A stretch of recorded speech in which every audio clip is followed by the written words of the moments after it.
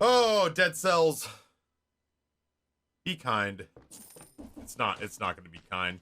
I must have gotten my ass beat. There was not nearly enough gold in that bag. Yeah, AKA, that would make sense.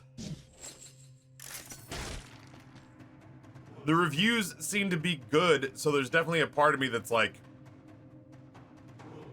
if enough people have sent in meaningful reviews saying something to the effect of like, this is fucking great, then it must be something that you can figure out, you know? You know what? This is some stuff that I'd never normally use.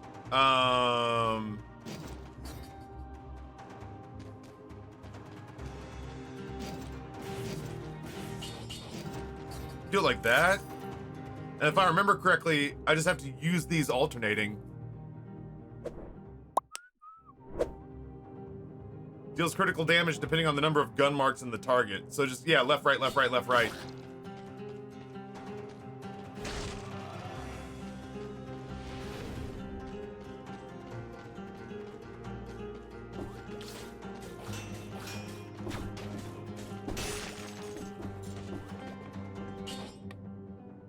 Maybe I've been underselling this weapon.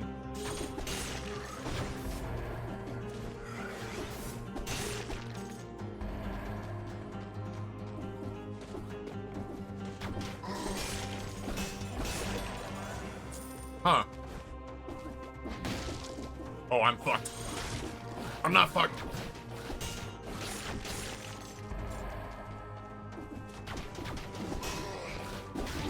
That hurt. That hurt. Not gonna lie. I probably shouldn't just get in there like I'm invincible.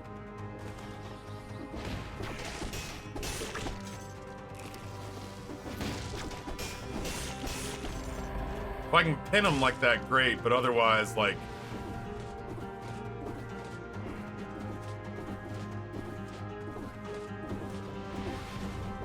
a lot of dead space in this one.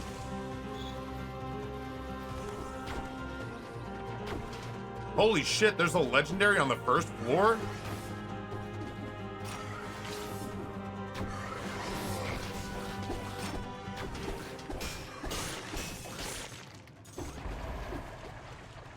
And it's a bow?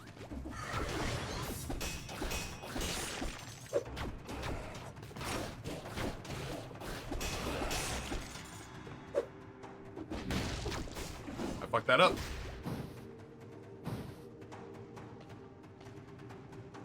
I've never seen a legendary on the first floor before. Ah, you big dumb idiots.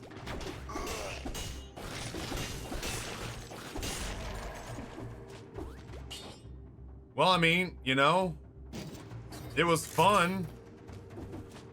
But I'm gonna roll with a, like, you know, I'm gonna roll with a legendary this early on. Yeah, the fact that those bullets penetrate, I'd be not inclined to use it at all. If that bullet didn't penetrate. I don't know if that was, I didn't look before I sold it. I didn't look to see if that was like something that's always there or if I just got lucky with the roll on that. If that always penetrates to mark every enemy it touches, that's a better weapon than I'm giving it credit for. It was a modifier? Oh, nice. I mean, I guess. I'm not going to use it very often.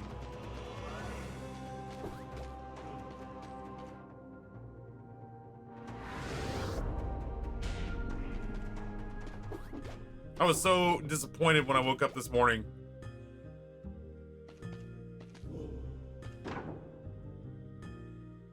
And I wasn't a baseball player.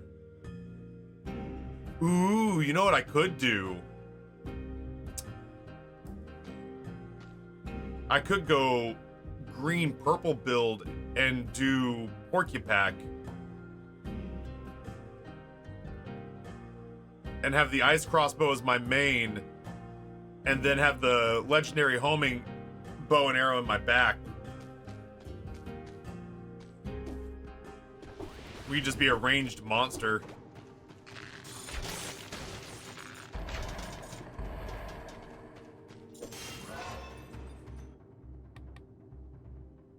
Were you disappointed because you didn't get Fat Dragon a second time?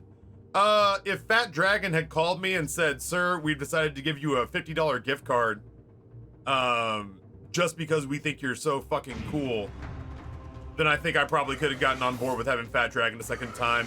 But as it stands, between mine and Amber's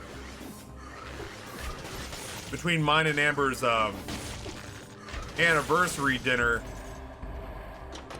between mine and Amber's $300 anniversary dinner, and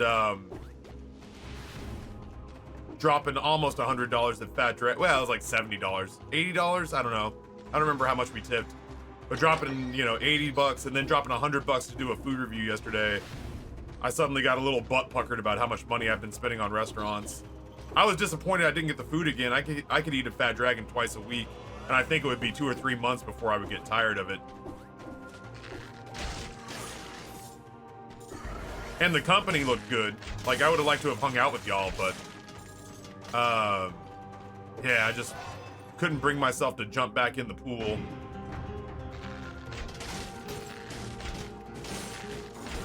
Ooh, I almost got hit.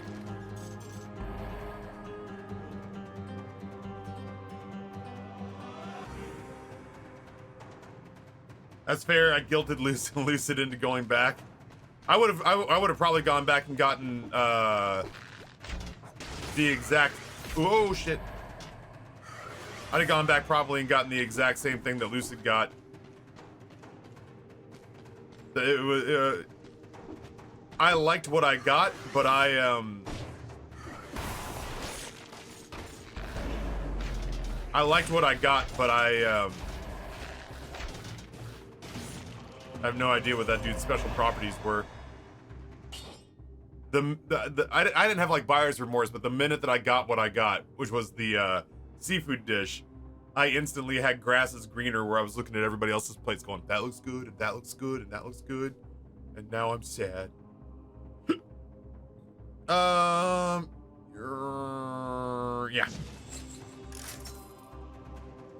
Yeah, you got the Fei Long beef. That was on my list from the day before too, for sure. With the mushrooms and bok choy.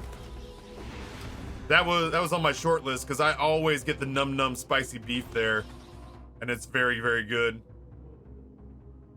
Damn, there were not a lot of enemies on this floor. Oh, we got our 30. Crazy. I always get the num num spicy beef, and I was trying to talk myself into the Fei Long beef.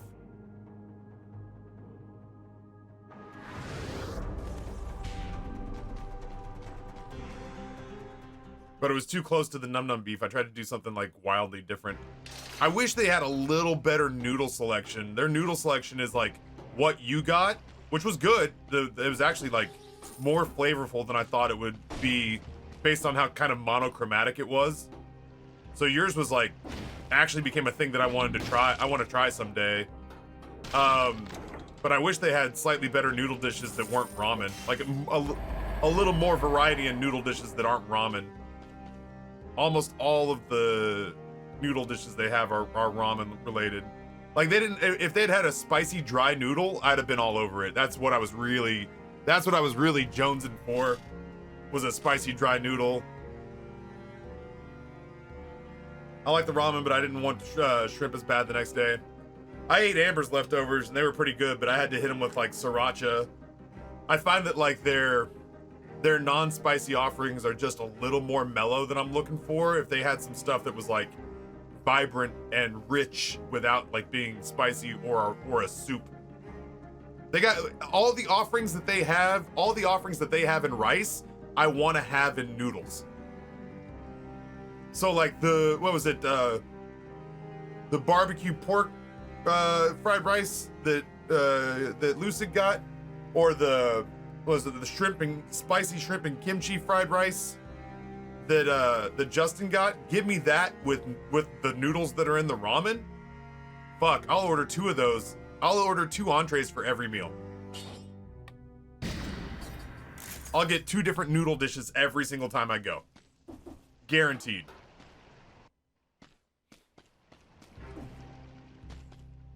I like what they have there a lot. I could go to Fat Dragon almost every day.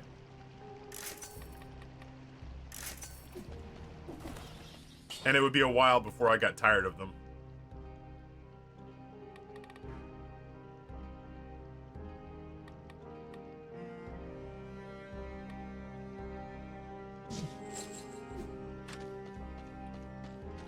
But they aren't immediately my go-to place for Asian, even like Asian fusion, just because like the one thing I'm looking for, which is some like, when I say dry, I just mean not swimming in broth like ramen.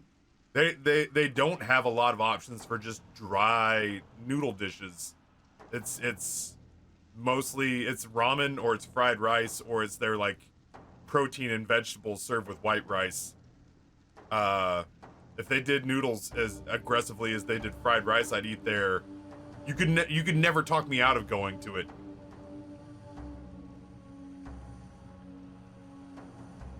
Marcus got something like that, something with broth. He drank the entire bowl of broth. He left, and I thought he went to the kitchen to go get a cup of broth he could drink with a straw going home. I took over Amber's. I took over Amber's leftovers, and the moment that I was done eating the noodles and the wontons and the bok choy out of it, oh my god, how did I can't just walk through him. There are some enemies that you can just kind of push through, so I thought I was gonna walk behind him. He actually got a swipe on me because I couldn't make my way past him.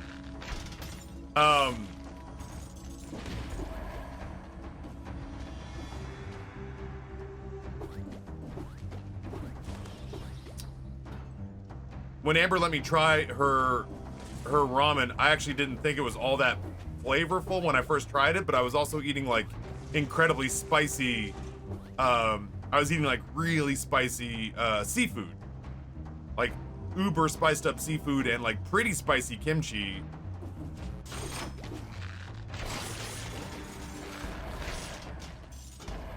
And so I thought it was like, I don't want to say too mellow, but I thought it was pretty mellow. When I had it last night as leftovers and I hadn't like already started off my evening with mainlining chili oil, I actually did end up finishing, like I drank the entire broth. Oh god, socialist. What I wouldn't have given to have actually made it to Tokyo Underground. Oh my god! Alright, well, let's try this again. Oh, you know what? Why am I acting like this is the only ranged weapon I have? Quick attack ranged weapon is the Y button. Slower sniping attacks are the X button. I got a feeling that like this is gonna be a place where I'm gonna have to use the boomerang a lot. Yo, not bad. I expanded my Tiny Baby hot sauce collection this weekend. Hot Ones, classic garlic Fresno, and then Melinda's Thai sweet chili. That sounds amazing. I will say, I'm not hungry yet, but daydreaming about food, chicken dipped into hot sauces, or like banchan, like Korean fried chicken in hot sauces. Crispy fried chicken dipped into spicy sauces the taste sounds good. I would have nowhere to put it if I ate right now. I'm still so full.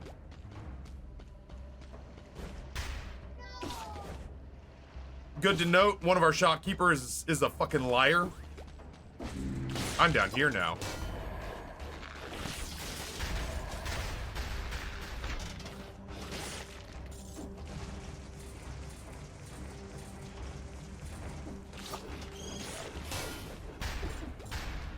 I lost sight of where I was for a second.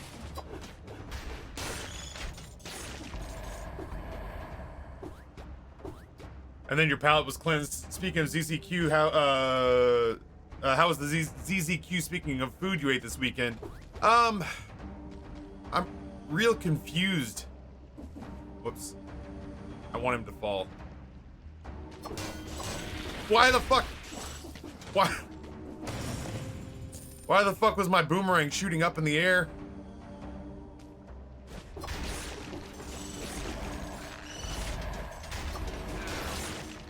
There we go. Ooh, fucking drumstick. Nice. ZZQ was real conflicting. Now that the feed store is closed, I have to go on record as saying I think ZZQ for the proteins. Easily my favorite barbecue in Richmond. Fuck off expensive, but worth it because they're doing it right. If you're looking for especially good beef, their pulled pork sandwich was awesome. It had a slaw that was like red cabbage and white onion and vinegar, but also like mango. There was some sort of yellow citrus fruit in there. It was very tangy, and it was nice to offset the richness and the smoky flavor of the pork. I didn't end up having to put any hot sauce on that whatsoever. But man, oh man, the sides and the desserts were real hit and miss. They had a jalapeno mac and cheese that was really good. And then I got collards that were inedible. Like I took one bite, forced myself to chew and swallow, and then threw the rest away. I didn't even try it. Like I knew I was never gonna get Amber. I was never gonna get Amber to try them. She doesn't like collards to begin with. But I generally like collards.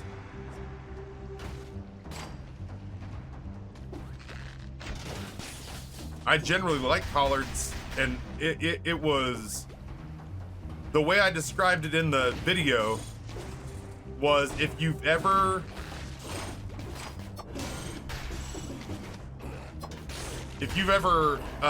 put soy sauce on something, but like the lid came off or you weren't paying attention and put way too much in, that's what these collards tasted like. It tasted like somebody had accidentally over, like, I didn't know exactly why. Like, you know me, man, I got a crazy Asian food fetish.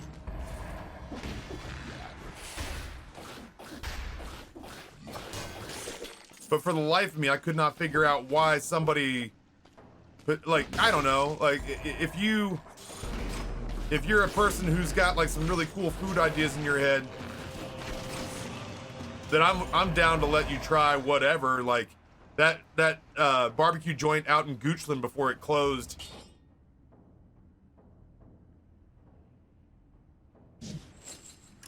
That Justin and I used to go to used to serve kimchi with their brisket. Like I'll let you do whatever if it tastes good. Like flex.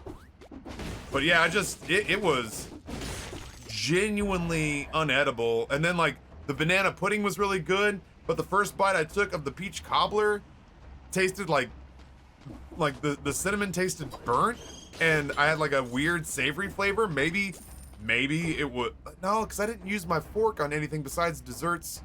Maybe it was still some leftover smoky flavor from like the collards or something, but there was like a weird savory, I don't know, like I was getting weird, especially on the desserts, except for the banana pudding. The banana pudding was really good, but the peach cobbler, and I got a blueberry kolache. I'd never had a kolache before, and instead of getting like a bunch of flavors that married together really well, I kept getting these individual notes. So like the kolache was like a little bit buttery, a little bit salty, and but it was never all these things at once. It was one at a time. It was buttery, then it was salty, then it was sugary, then I get the blueberry, so it was tart, but then there would be like almost like a tart vinegar flavor, which I couldn't tell if that was like they'd hit it with lemon zest or something like that. And I just like, I was ready to have like a religious experience. I was ready to have like a religious experience at this place, and the meats were absurd. They were so good. So good. I got a bacon pork rib, which I didn't know what that was. They take a rib from the same part of the pig that you do pork belly or bacon, and they peppered it, cooked it until it basically candied itself, and then serve it to you with a side of maple drizzle. And it just tastes like thick cut pepper bacon that's gotten in your pancakes maple syrup. And it's, spoilers, it was a 10. It was so good. It was so good. I'd never seen a pork belly rib before. And it was like eating a piece of bacon this big. The meats were awesome. But yeah, the sides and desserts were all over the place. The feed store was great. Talwin, good morning. Shauna!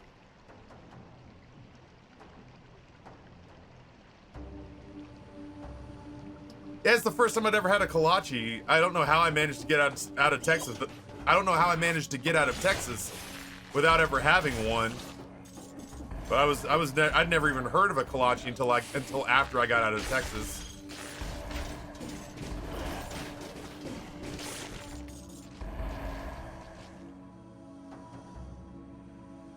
Right. Right. It's like instead of the flavors being married, they were all on some sort of like weird trial separation.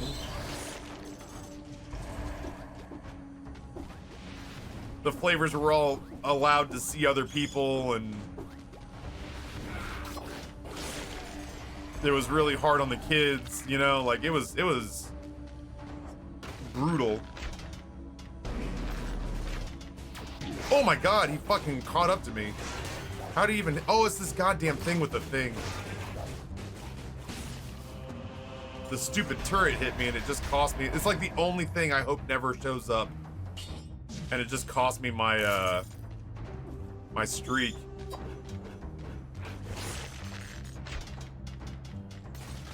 That's true. When all those flavors separated and decided to see other people, it was most difficult on the lawyers.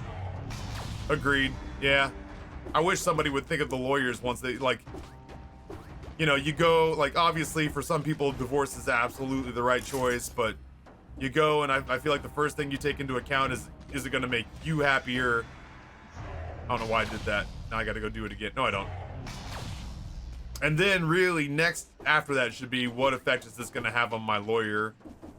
And then, you know, once you've decided that your lawyer is emotionally strong enough to handle the confusion of mommy and daddy separating, then at that point you can maybe loop in the kids.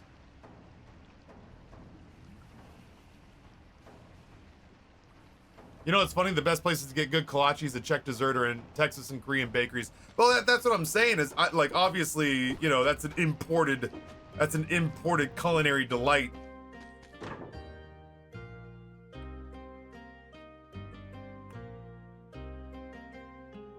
Oh, you rat prick.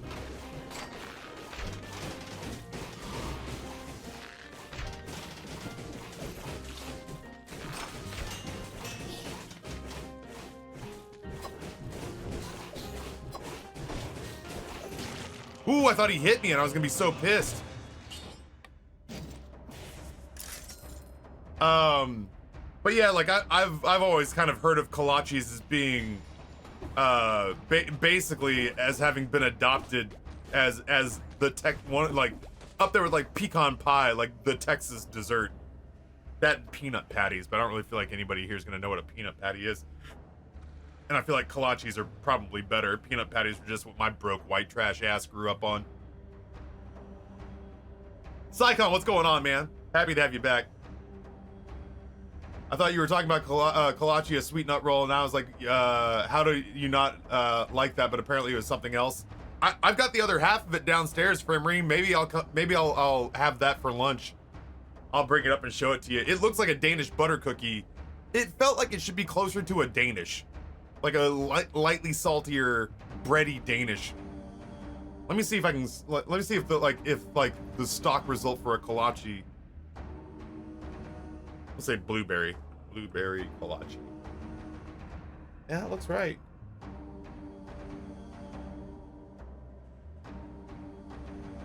Trying to see if there's one that looks closer to what I got. Mine was more bready. I essentially got that, but just imagine that there's like finishing sugar around the edge. I've never had one before, but it was like a little salty, a little buttery, a little sugary, and then this was like nice and tart and sweet, but then it was like acidic and almost like vinegary. I don't know, like this compote was funky. Maybe in a good way, I don't know, maybe in a bad way. It threw me for a loop because I kind of felt like this should just taste like a breadier version. I kind of felt like this should just taste like a breadier version of a Danish, you know? And it's not how it came across for sure.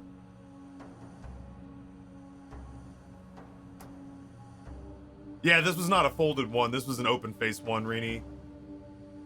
I've never seen them before. I had no idea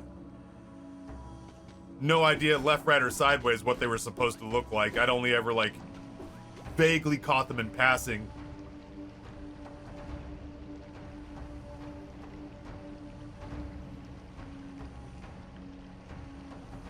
Scanning.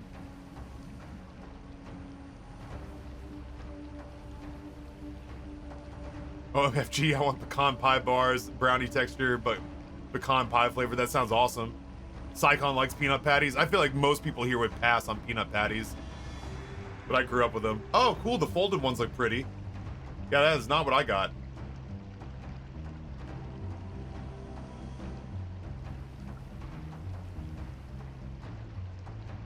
Scanning. Oh, goddamn. Yeah, that nut kolache roll kind of looks like the pecan twirls you get from Little Debbie's.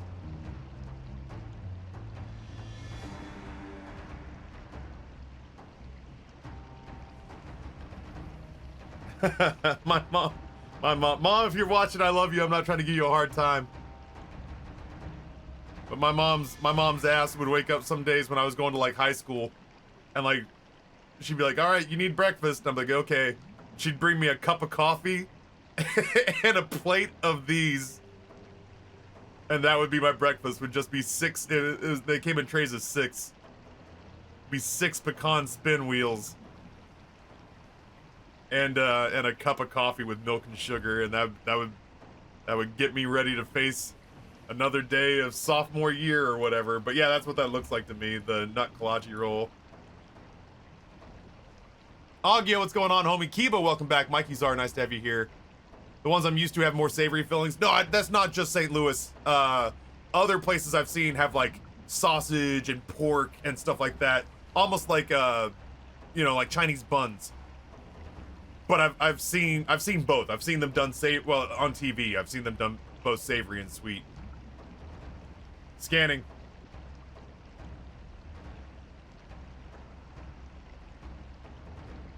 Whole ass pack of those at breakfast all the time. Yep. Josh, what's going on, homie? Literally the breakfast I had for a week while taking care of our newborn. My mom used to give me those, and if I was in a hurry, I'd truck them, and if I wasn't in a hurry, I would unroll them and eat them like fruit by the foot. I think I'm almost caught up. I got my mom honey buns, and she started tearing up because her parents loved honey buns so much they'd bring a box home when they came to visit us. It's amazing. I mean, like, you know, I'm preaching to the choir here, but it's amazing the effect that food can have on people.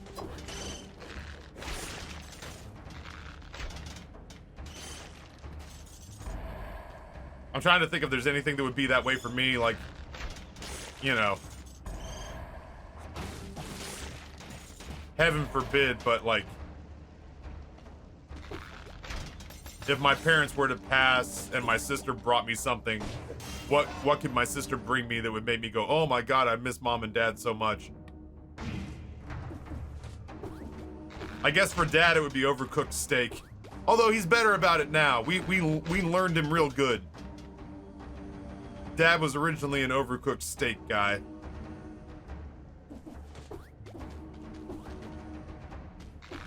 My mom's coming to town the week before Thanksgiving, and we're gonna do an early Thanksgiving.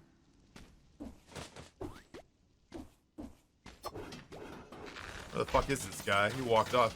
This man would walk 1,000,000 miles. How? The fucking reach on that guy, man. I thought I gave him enough room. Not only that, like, I gave him enough room, I was getting ready to dodge. I just didn't think he was there yet. What a dick.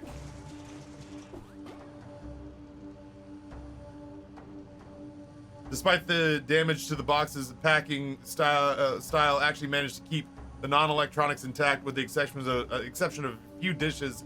I still don't know total damages yet. I have to set up over 30 video game consoles next week to test them to make sure they didn't die in the move. Good grief. Best of luck with that. Justin's moving nightmares. This is the story of the newest denizen of the cave. Justin's moving nightmares.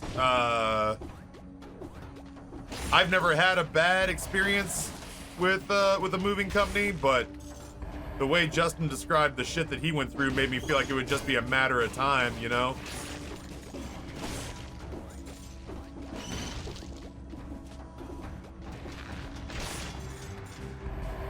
Cletus, tier 3, 65 months. Dang, I'm getting Twitch old.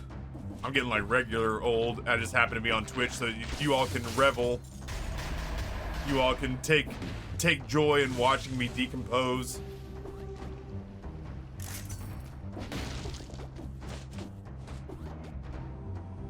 Thank you, Cletus. I appreciate you, man. I hope This things is are the going well. story of the newest denizen of the cave. Man, a quarter, 12-month gifty from JJ Madison going into month number 9. Food talk is always the highlight of my morning here. Crazy to think it's been 3 years already. Thanks to JJ for the gifted sub. Honestly, me too. There's a part of me that sometimes worries.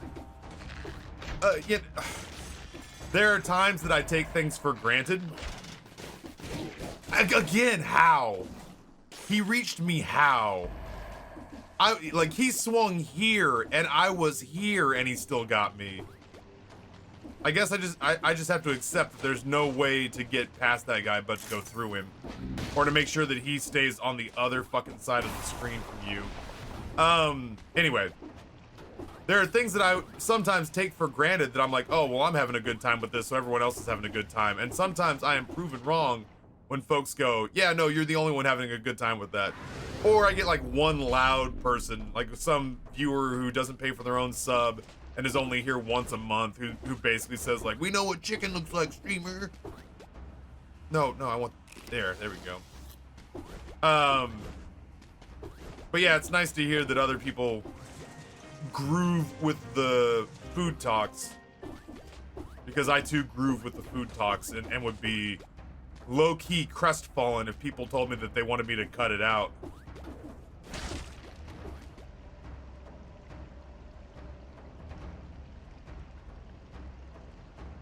People just didn't care. They didn't think about weight distribution, so all the heavy boxes ended up on top. That sucks. I gave them 4 ratchet straps to split between the furniture and the boxes. They used 1 on the boxes. I've had not to be like, but I've. Sorry, leg hugger. I've never had anything but good experiences with movers. I'm pretty grateful for that. Shit.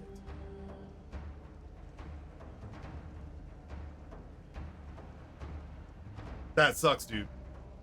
Sorry to hear it. You take that back, I'm here at least twice a month. My life revolves around food. I'm 110% with watching food talks while working. Hell yeah. I'm in the same way. Like, honestly, if I'm not watching Twitch, I'm watching food vlogs. I'm more here for the food talk than the gaming. And I enjoy the gaming. Likewise, I would be genuinely crestfallen. I want to see what that is, but I don't want to pay for it.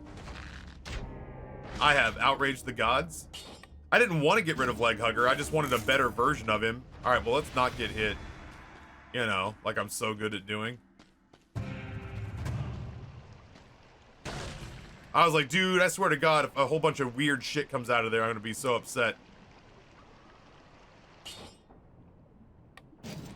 I want to learn how to use Wings of the Crow. I've been told that it's good, and I'm just not using it right.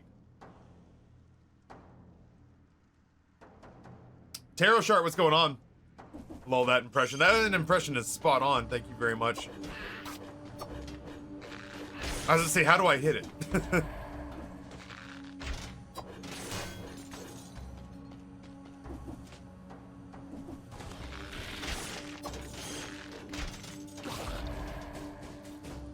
Oh shit. Oh shit! Those were tactical screeches. Shut up.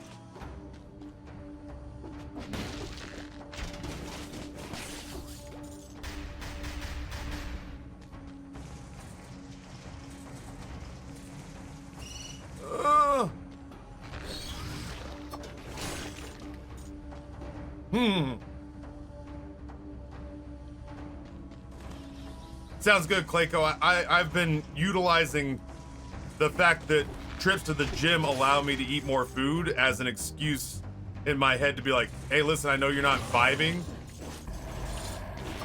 I know you're not vibing right now with going to the gym, bud, but hear me out. You get an extra entree every time you go to the gym without going over your calorie count. And I'm like, that's a fucking pretty compelling reason, lazy Taffy. Isn't it though? Isn't it though?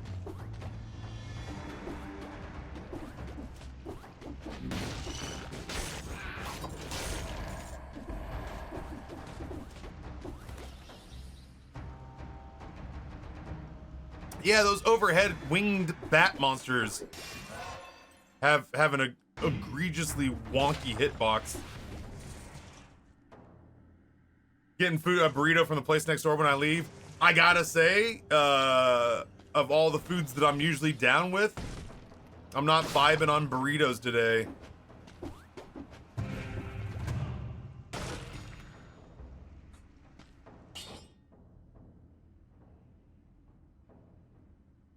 Oh my.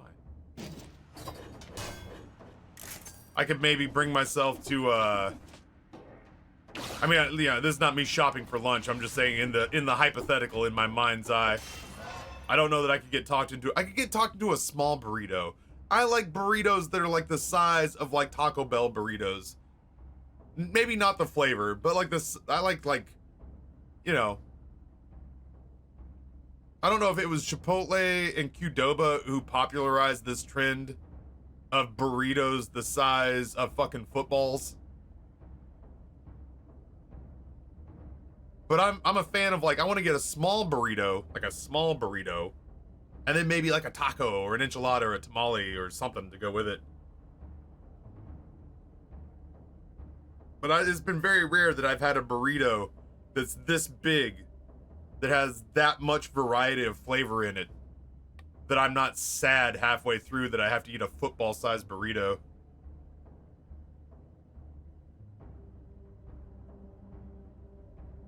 My peanut patties, Taffy, I make with milk, white chocolate chips, German chocolate bar, peanut butter chips, and a bag of roasted salted peanuts. Put it in the crock pot for low over an hour and scoop it out on wax paper to dry. See, yeah, you're talking about some fancy-ass peanut patties. I'm talking this nasty shit that you get from Texas. I'm talking this nasty fucker that looks like baked beans if they were freeze-dried to go to space. My mom used to buy me these in Texas gas stations in the 80s.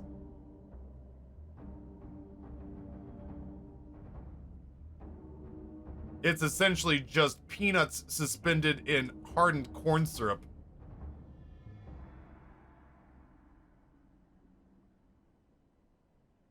I can taste these pictures. I can't even say in good conscience that I enjoyed these. But if mom was willing to buy them for me, I sure as shit ate them. Yeah, good grief. I can straight up taste this photograph. It makes my teeth hurt. Dickie's peanut patties. Yeesh.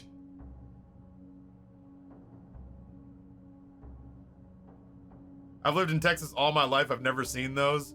I feel like we always got those when we drove from Princeton out to Royce City to see my aunt and uncle. This is the story of the newest denizen of the cave. We'd drive out to Royce City to see my aunt and uncle, and whenever we would do that, we would stop at gas stations near them.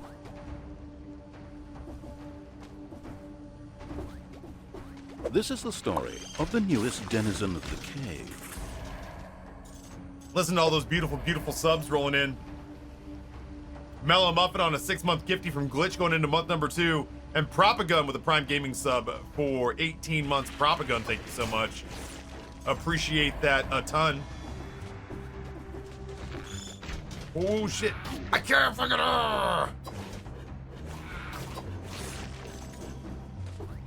I said what I said. This is not the best place to try to do a long-ranged, long wind-up attack either. Not to mention the fact that there are a lot of times where it feels like the hitbox of the leg hugger that I have does not align properly with those fat bats. Okay, well, I'm just fucking poisoned now. Good jumping, dummy. Can I go ramparts? I need to go graveyard, which means I need to go insufferable crypt. Which means I have to go ancient sewers or morass of the banished. Of the newest denizen of the cave. Which means I don't get to go to the ramparts, sadly.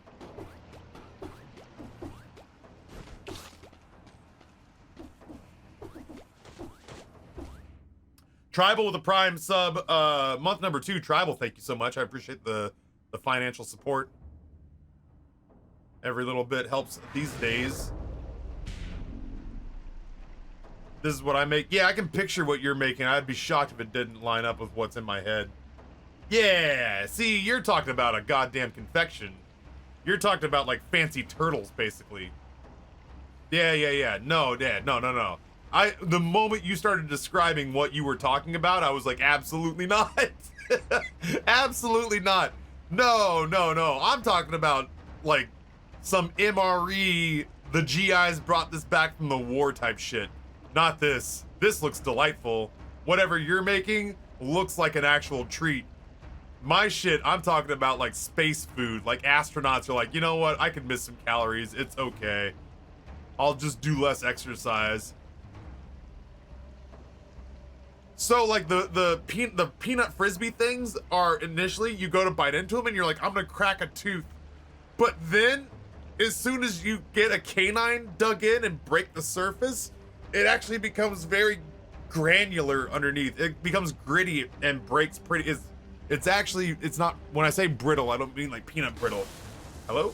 Oh, sorry, I accidentally hit that button. When I say it's brittle, I mean like, it's hard until you break the surface and then it's very sandy from the sugar and it's very granular and it just kind of disintegrates. And so you end up with a mouthful of like unsalted, I don't even think dry roasted peanuts, which give it a very raw peanut flavor, almost like a boiled peanut. And then just the intense flavor of essentially just corn syrup that's been dried out so that it basically just became sugar again. Yeah, that's what I'm saying. Those fucking peanut patties look like they ended up in a ration in the 50s. Yeah, Bunbarian. If I can find a place that does good Don Don noodles here in Richmond, it'll become the next place I go back to, for sure. It really is some like Little House on the Prairie hardtack bullshit. Ma and Pa said that since I did such a good job helping them buck hay bales out in the fields that I could have myself one peanut patty. It's July and this peanut patty should last me at least 2 fortnights. Well, back to playing with my corncob doll.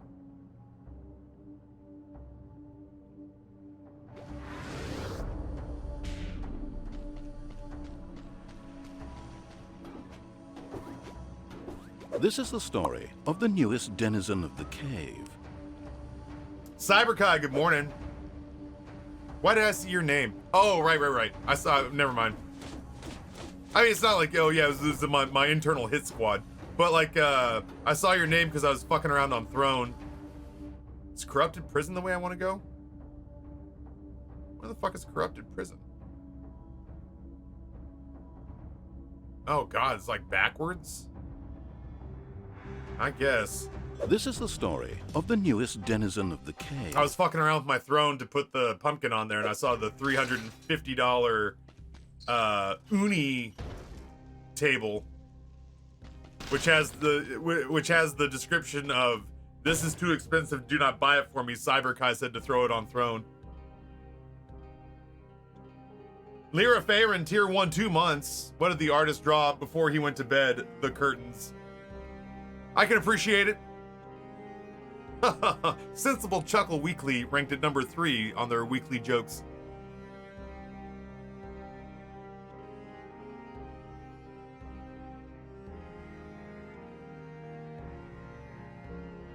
Rusty Brazenfire with a gifty to David the Guide. Thank you so much. Vero, welcome back.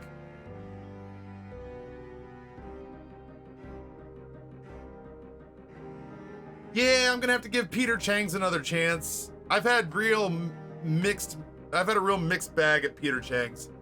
I went to their downtown location and I went and had like dinner with Dartorn there and had like lovely duck, like a nice duck dish. But then Justin and Noah and I went to their Short Pump location, which is another Richmond location, way out on the west side of town. We went out there and got dinner, and I got like, we got soup dumplings that were $2 a dumpling. $12 for 6 dumplings. So, you know, no. And then I got like a mala hot pot. And it was so numbing and so spicy that it was like inedible. Like I have a tolerance for spice, and I was discovering nummy.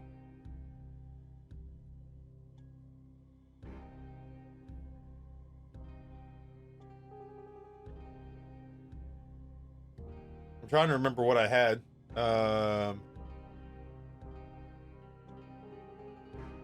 I might have had like the hot and numbing chicken in stone pot.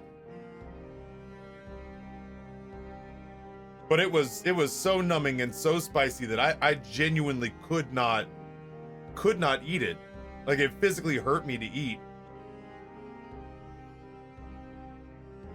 Maybe that's my fault. Maybe I fucked up. Maybe I ordered something that was like not meant for Caucasian Western palates.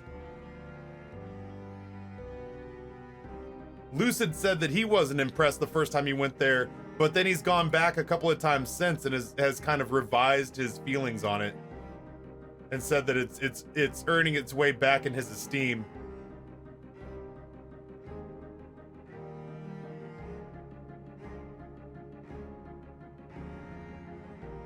I would love to go give them another shot and see if I can find something that tickles my fancy without making me miserable about how hot it is.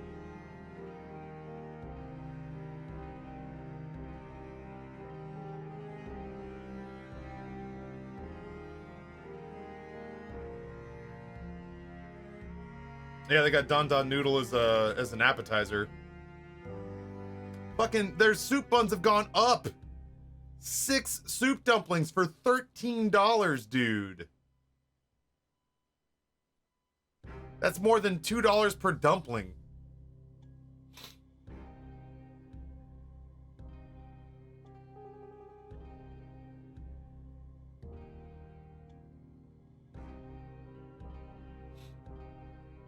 Damn, Cletus.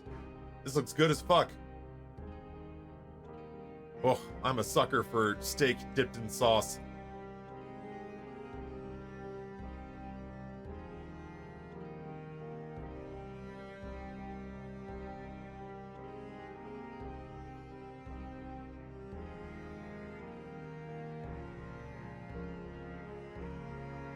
I'm gonna have to go give Peter Chang's another shot and just try vastly different food than what I had last time.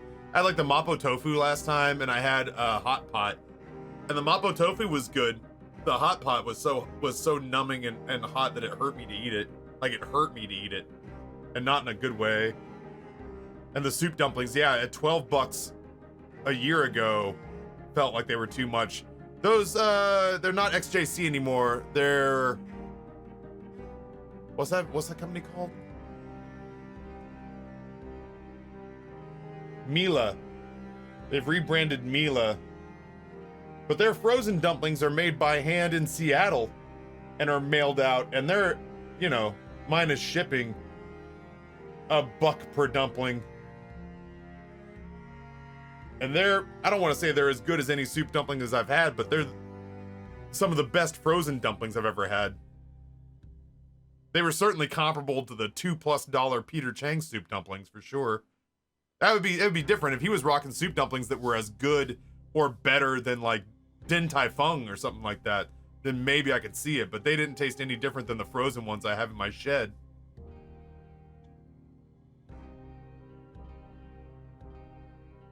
That said, I crave Don Don noodles, and Peter Chang's place so far is the only place I know of that sells them in Richmond. So I might have to give old Peter Chang a second shot.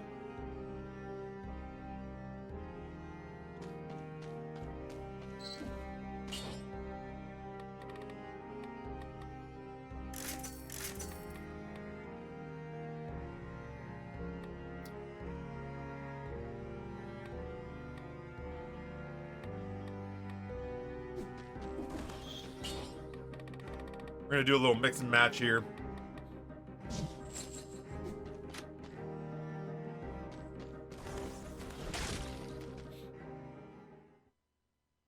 All right, Alyssa, I hope it goes well. Oh shit, I'm glad that's water. You know, whatever. I'm feeling froggy. I have outraged the gods.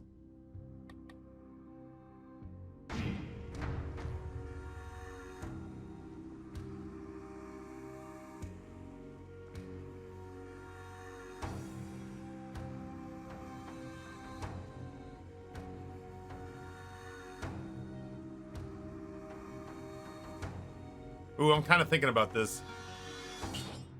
Maybe instead of the boomerang? Nah, fuck it. I like the build we've got. It's the last thing I should be doing right now. Is fiddling with the build. Uh-oh. Right. I wish I had a grenade. Or something. Oh, fuck me. Nope. Fuck that. Good job, bud.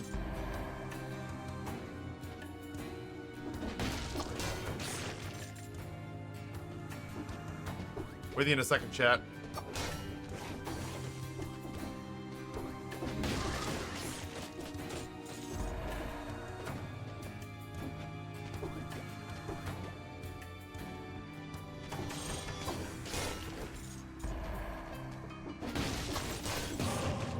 Curse lifted! We're good! We're golden. We can play Reckless again. Not that we should.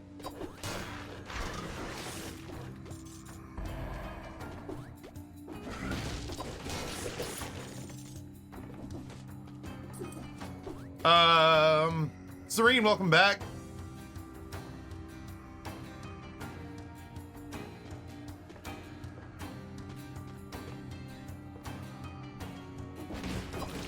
Oh, fuck you. Did I end up looking the wrong way?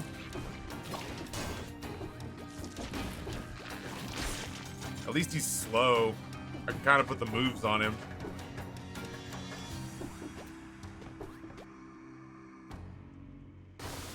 Oh, this is it. This is where we thrive.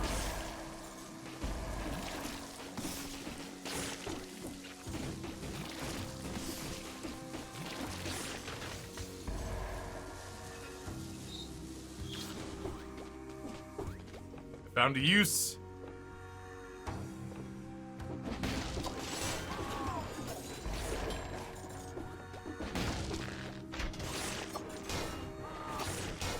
Good shit, fellas. It's only 7:30. I keep thinking to myself, man, it must be like noon.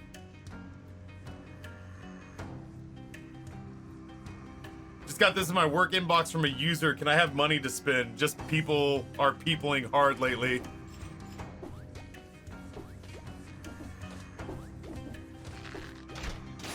Which reminds me, Chad, I'd just like some money to spend. Thanks. You're real lads.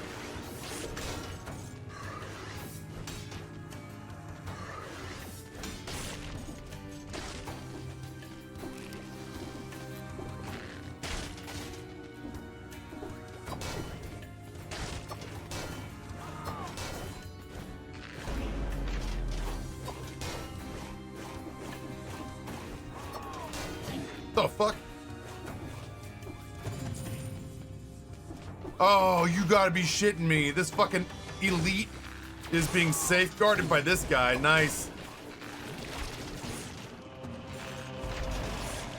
Oh, grumble, grumble, grumble.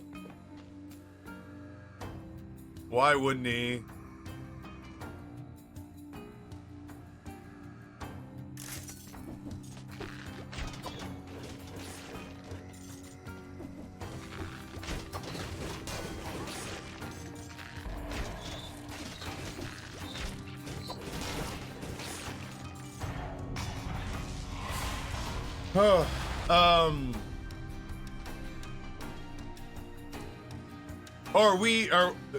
Please tell me I fixed all that stuff. I asked earlier, are we still sitting at $100 for everything right now? Sorry, chumps. Cost of living. Soup dumplings cost like $3 a pop these days.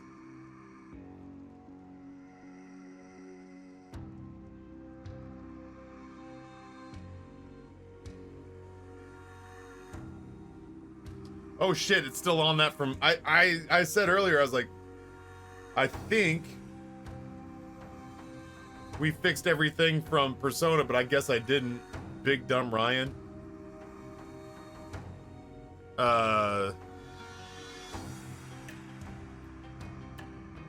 Cost of living's a bitch, everybody.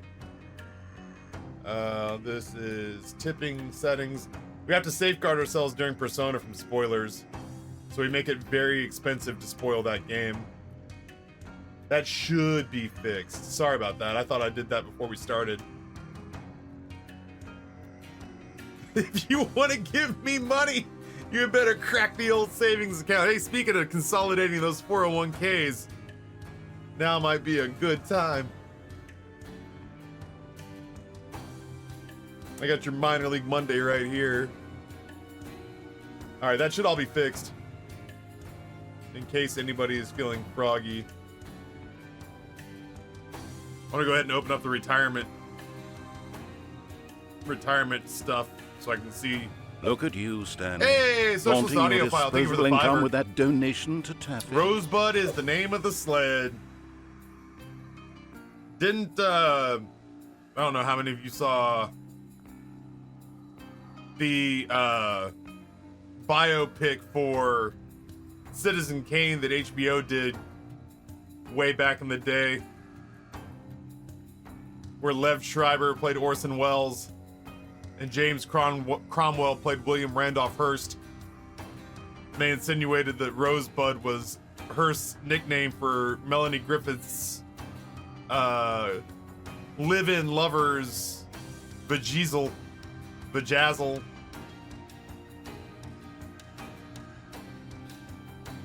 So now every time I see like the Citizen Kane Rosebud joke, all I can picture is Melanie Griffith getting her feelings hurt while James Cromwell gets in a huff about the fact that his nickname for her vagina is out in the world.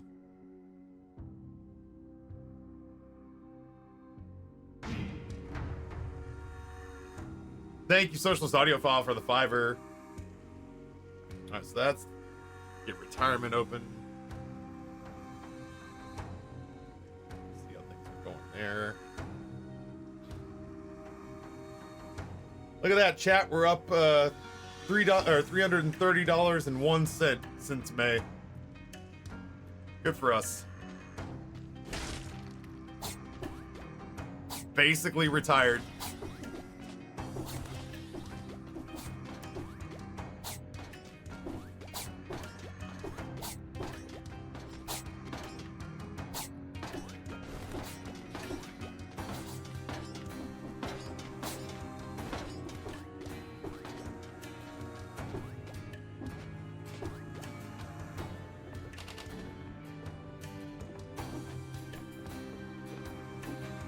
Ooh, I don't like it.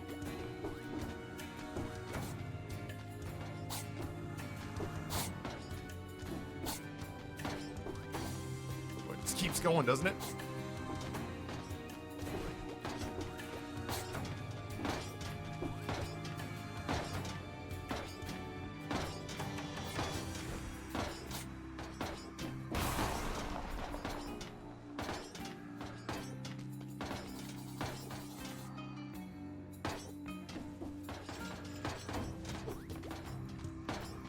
Boy, it has been a long time since we've gotten through there without taking a hit.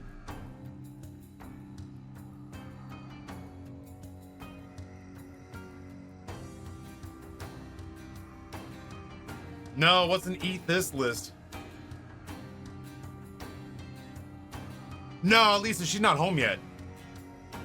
I'll happily ask her, but she's got to return first. She's still in Norfolk. She was staying the night last night. I don't even know if she's hit the road yet. She doesn't like driving at night. No, for her to have gotten back like for the start of stream this morning, she would have had to have left Norfolk at like 6:30. And as much as my wife is a morning person, she's not like a pre-dawn AM person for sure. Yeah, I guess. Yeah, she's not home yet. I'm still home alone.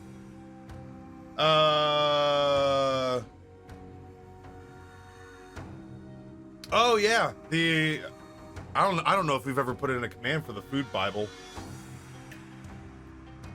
I've got to update it a little bit. I meant to clean it up this weekend and I just forgot. This is all the places that I've either been to or that I'm looking at going to in Richmond. I need to update it. I actually have a post today to put up for TBT El Gallo.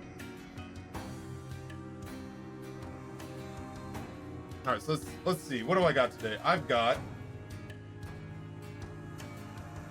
gotta post that food review. Gotta clean the office. My office is too much. Gotta work out. Want to clean up the food Bible. Maybe farm some clips.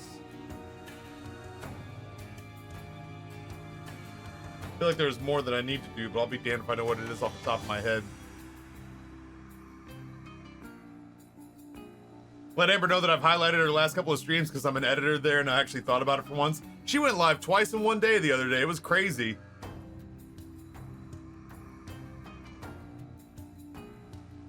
Oh yeah, we never actually did the one with, like, I don't think we, no wait, we did.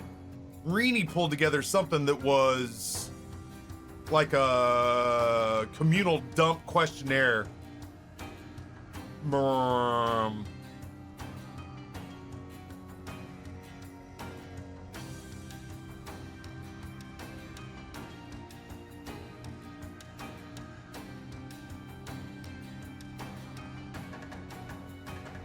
I think that's the command. No, shit. That's what I would have called it. That was something that got cranked like last weekend or last week.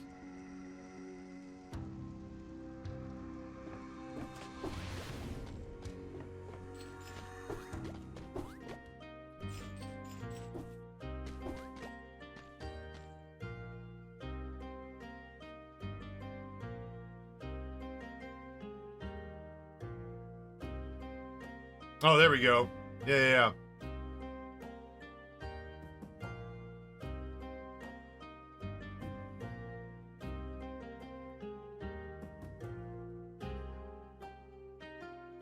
So that's the spreadsheet, and then the form.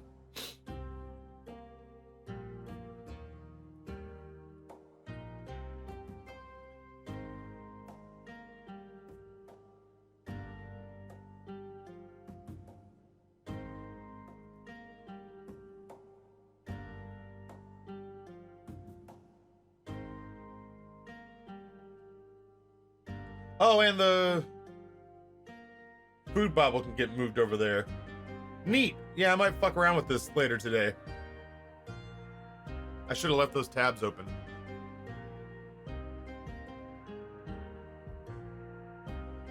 Interesting.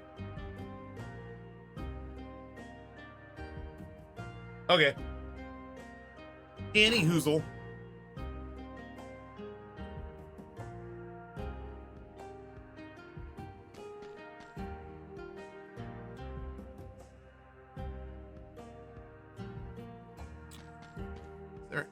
Anything more interesting? Maybe the sinew slicer. That's a nice easy one.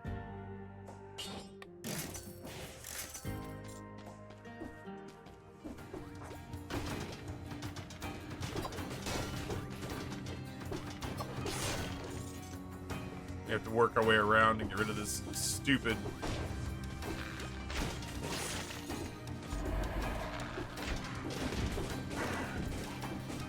He's relentless.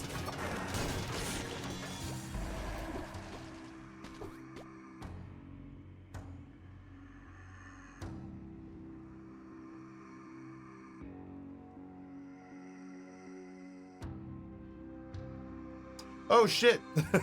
Well, Lisa, thank you for your help, and Rini, past Rini, thank you for fucking just handling it.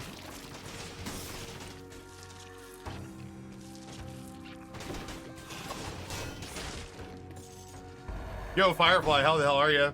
Real question is, how dead are your cells? Pretty dead. Pretty dead, if I have to say so myself. It is nice that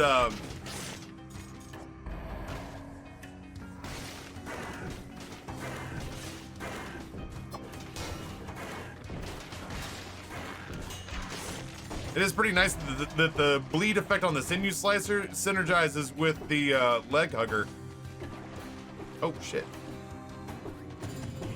I was hoping for health, but whatever.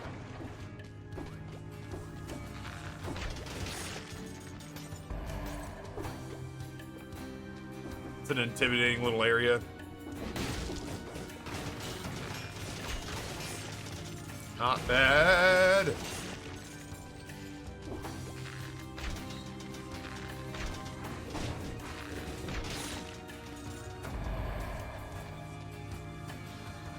There's no way to get down there. That stinks. I mean, there is, but I gotta go through this asshole.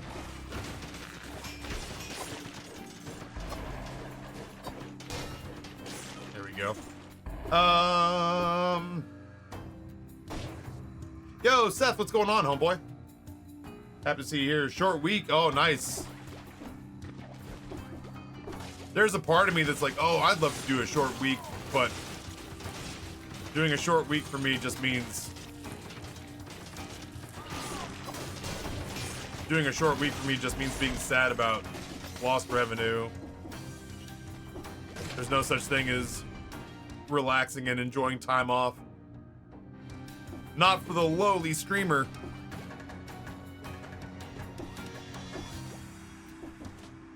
Or I really don't care about either one of these.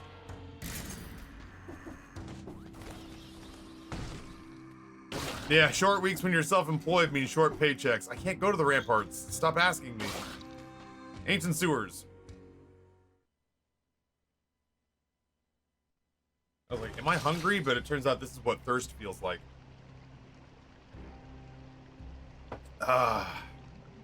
It's like hungry but with liquids.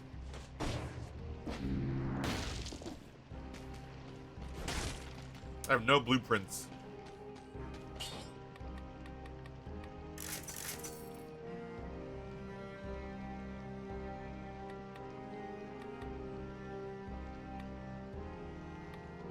These two work well together.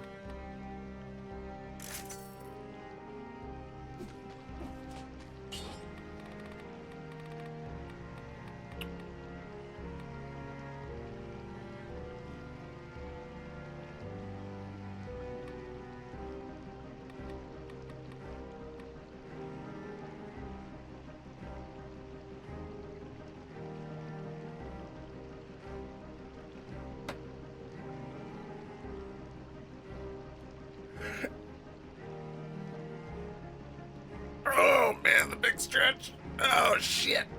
Oh, it feels really good. My muscles are so sore from the gym. Oh, I want like a hot tub. Justin's got a hot tub. I'm hungry but for liquid. Is there a name for that?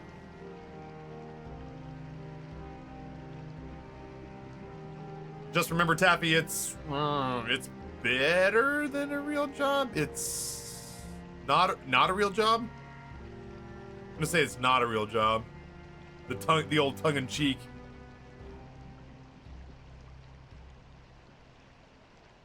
The old tongue-in-cheek. Yeah, I had a feeling that's where we were going with it. Well, I've got, like... I try not to actively march, like, my bottom line out in front of people. But I've definitely had people be like, no, streaming's not a real job. And I'm like, you want to race for fucking pink slips? I'll tell you what I made last year without having any of the pretzel stuff factored in. And unless you're a fucking hedge fund manager, I'm a win.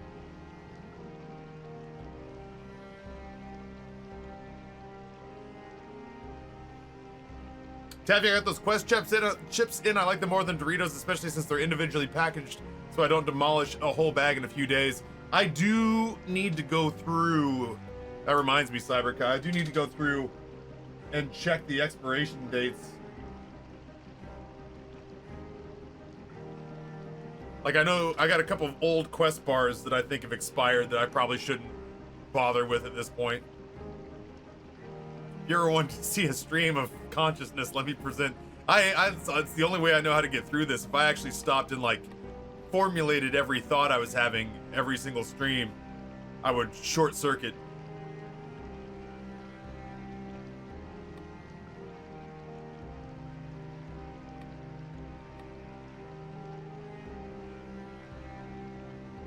I'm trying to think of stuff that'll be good on bosses.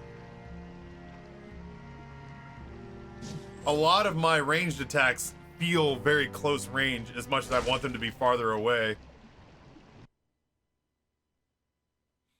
My body keeps saying I should be getting hungry, but I'm not hungry. And it's very confusing to me.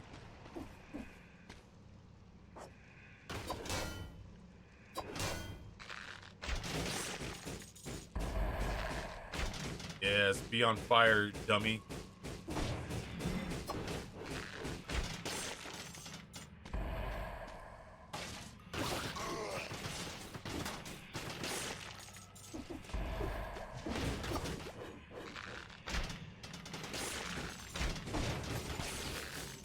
See, this we can work with.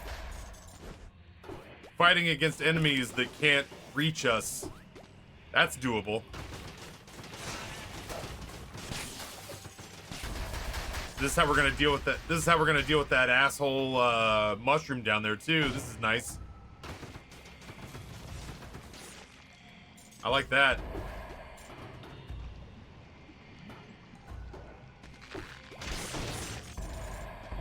It really does hit like a shotgun if you get close enough with the homing bow. I always really assumed when I got this weapon in the past that the homing was the draw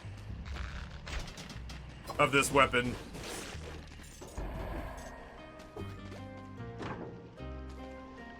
Genuinely though, just how many arrows come out in a relatively short range, rendering it essentially a very slow shotgun. If you can get the shot off, it's not bad.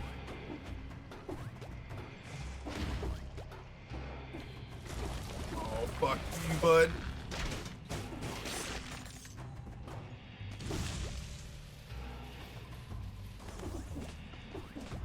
That's the second time it's offered me a powerful grenade on this run. It's just not the build for it.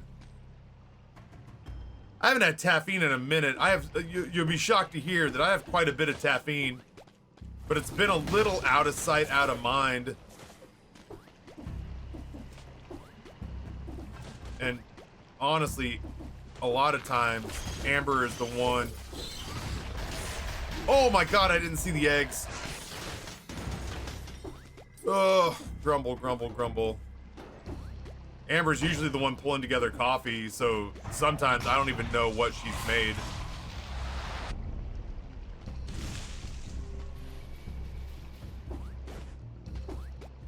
I do like holy water.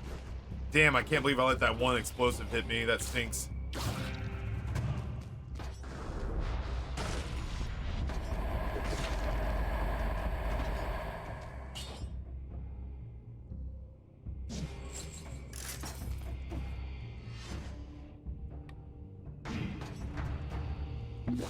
I anticipate getting hit here.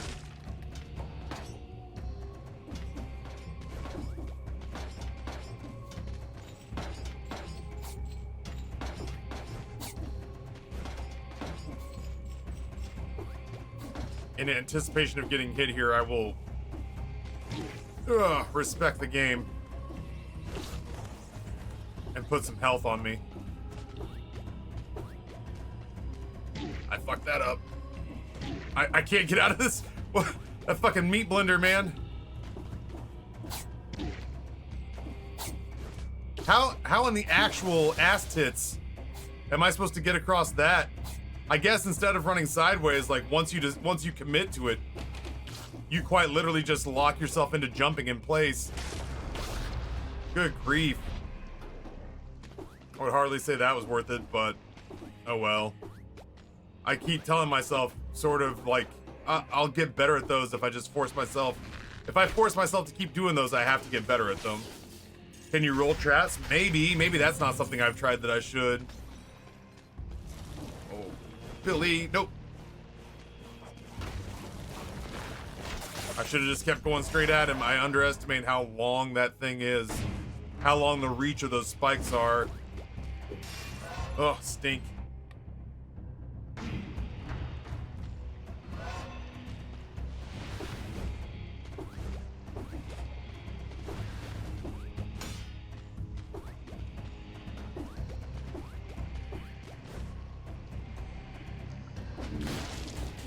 Nice. Like that. Big fan.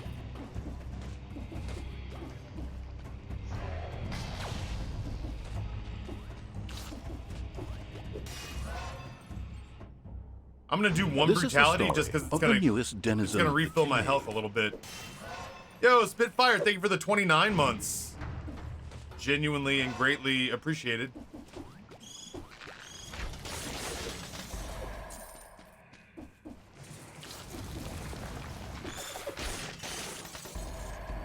I was very excited to kill that mushroom.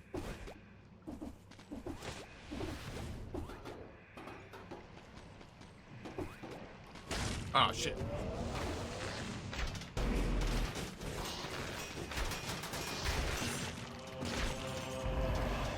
Felt like something bumped me there, but I'll be damned if I know what it was. I want to keep the projectile damage reduction. Anytime you can reduce the damage by something by 75 flipping percent, that is significant.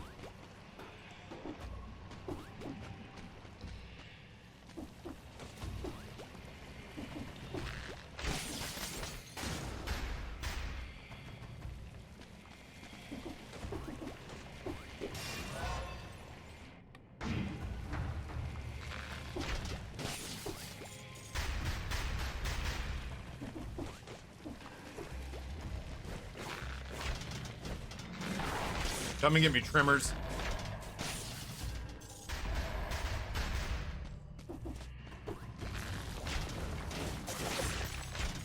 That was scary. I almost fucked that up.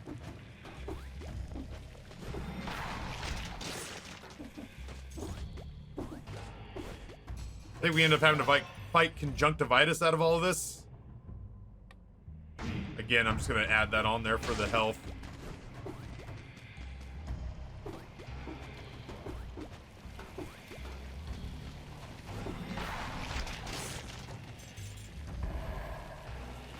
This should be a half decent build for conjunctivitis. Oh shit. I do love when we find random ass food. I also love that I think the flames and or my little leg walker killed that thing that was bum rushing me from behind.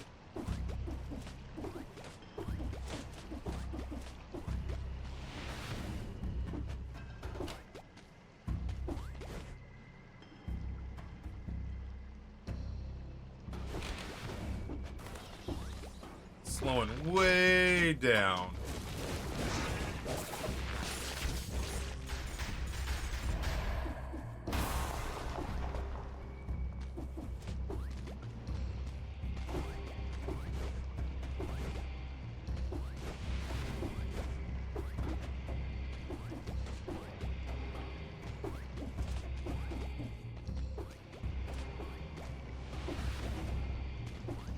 Hey man, Big those grief. your bits. A lot going on here.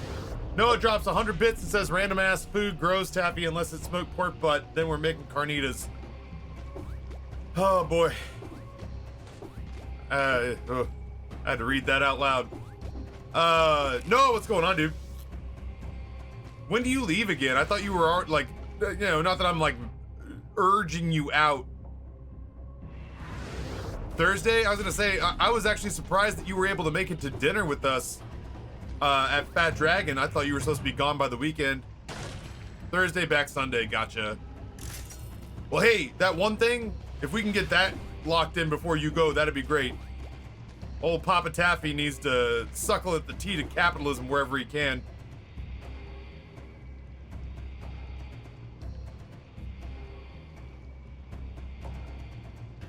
I figured as much.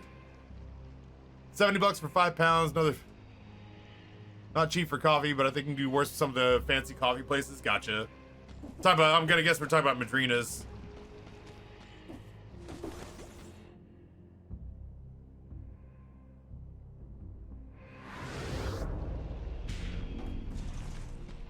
No, I'm not trying to get rid of Noah. It makes it... Ooh, shit.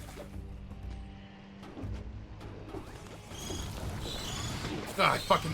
Ah!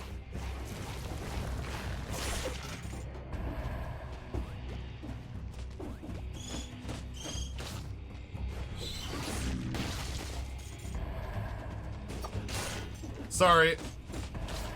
That was problematic. Damn. Oh no. Let's just not fuck around with it, huh?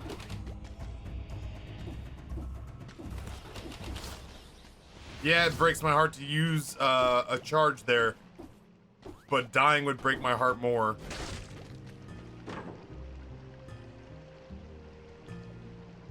Nah, Noah being out of town for long periods of time really hampers my ability to get anything done for my channel, so I'm always happy when he goes out and gets himself a little rest and relaxation. Because HR says I have to say that. Yeah, but anytime Noah leaves for a long period of time, it becomes kind of a pain in the ass for me.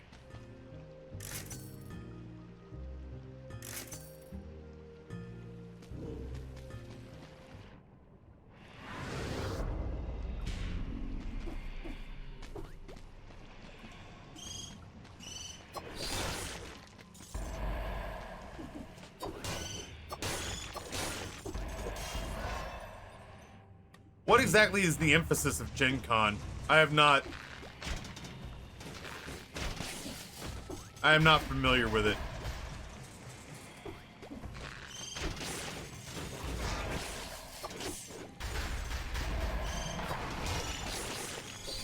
Ah. That's tabletop? Gotcha.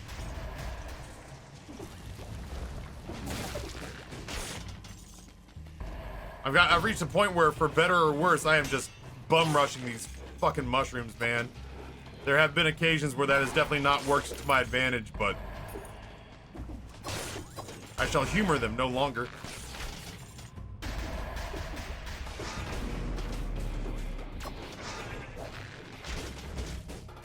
Oh, is that your whole thing? Is that you go invisible? That's adorable.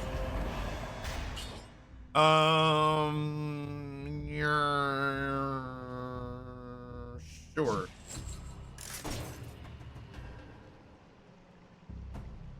Gen Con's the largest tabletop gaming convention in North America by both attendance and individual events, pen and paper, board and card games, RPG and minifig games, as well as TCGs and strategy. Good grief. Yeah, I can see why that would be important for you then.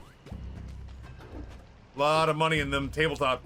A lot of money in them tabletop games. It was co-founded by Gary Gygax, that dude who got famous by being in Ready Player One.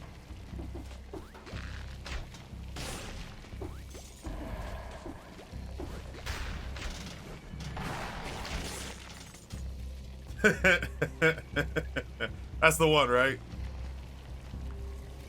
He was in that Steven Spielberg movie.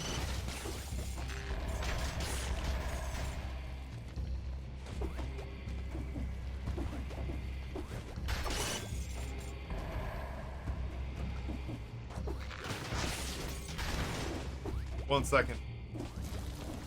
I have a... Oh, God! That's cool. I'll just be poisoned. These fucking mushrooms, man, they are something else. Such a tremendous pain in my ass.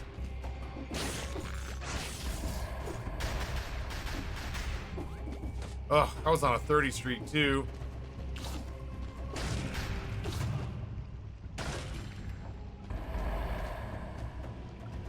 Oh, is that better than my boomerang?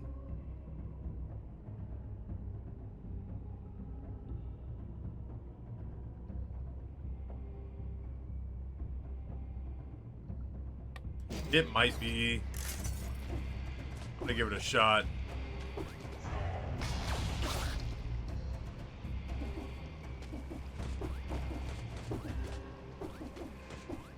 The co-creator of Do Not Disturb, like the acronym.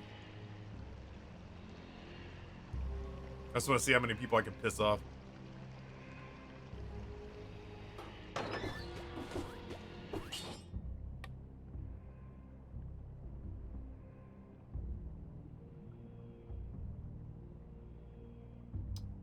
Shit. Is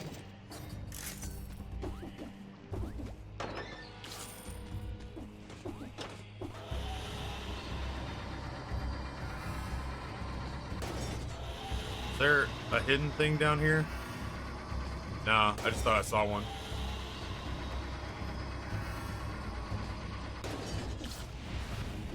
Is there anything left to do on this floor that I give a rip about? Doesn't look like it. Husband's outlining the yard and activities he has planned for Chip as he pets her now that we have the leasing agreement and it's signed. It's really cute because she's just wagging her tail and licking his hand at random intervals. He was the first person to use D&D as an acronym for Do Not Disturb. He's also the co-creator with another guy who independently used it at the same time on the other side of the country.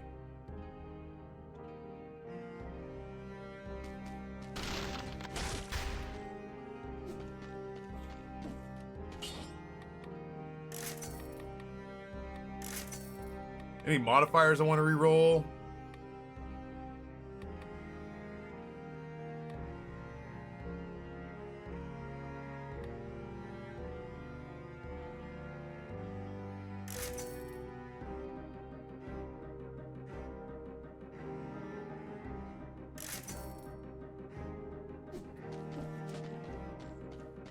I'm sure it'll be fine. Woo!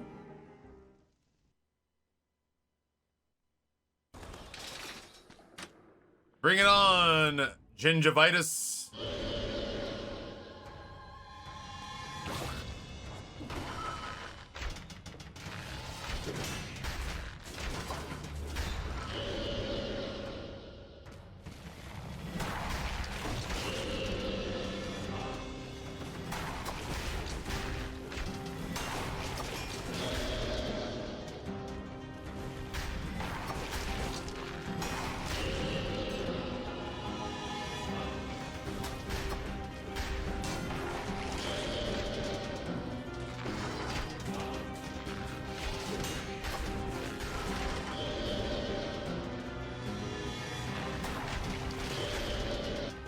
Shit.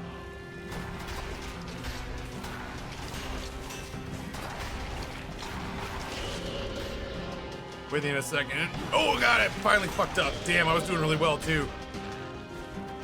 Nope, I fucked up. Every once in a blue moon, I just kind of get my timings off. I keep forgetting that that guy is a guy. Ugh. I was in such a rhythm.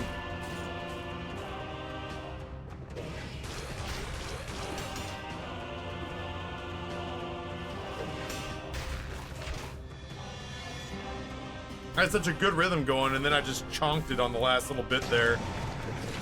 Lost my concentration. Boy, they wanted me to go with a brutality build, didn't they?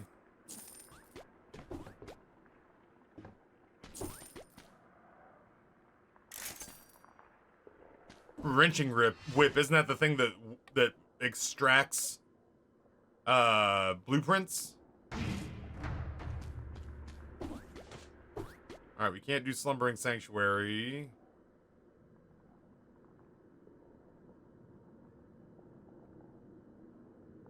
Because we have to go Cavern. Which means we have to go Graveyard.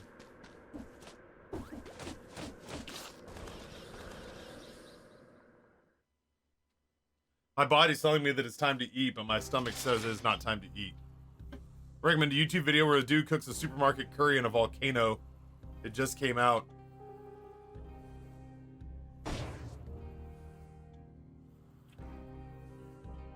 Interesting. Sent you a private lol what the fuck in Discord. Let me take a little look-see doodle here.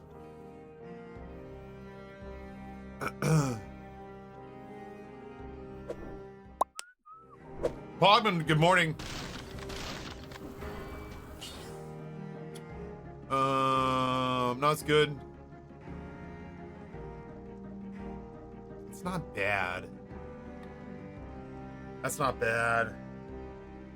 That's pretty good. That's not bad. Oh wait, as long as we're here, holy shit, yeah, please. I have nothing else to put those cells into. Sounds good, Legolas. I wish my grass were alive enough to cut it. That would be cool.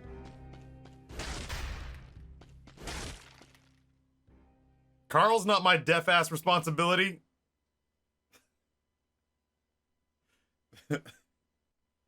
Listen.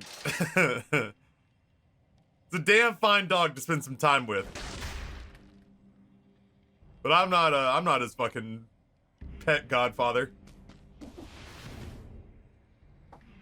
If I don't get to have my own dog,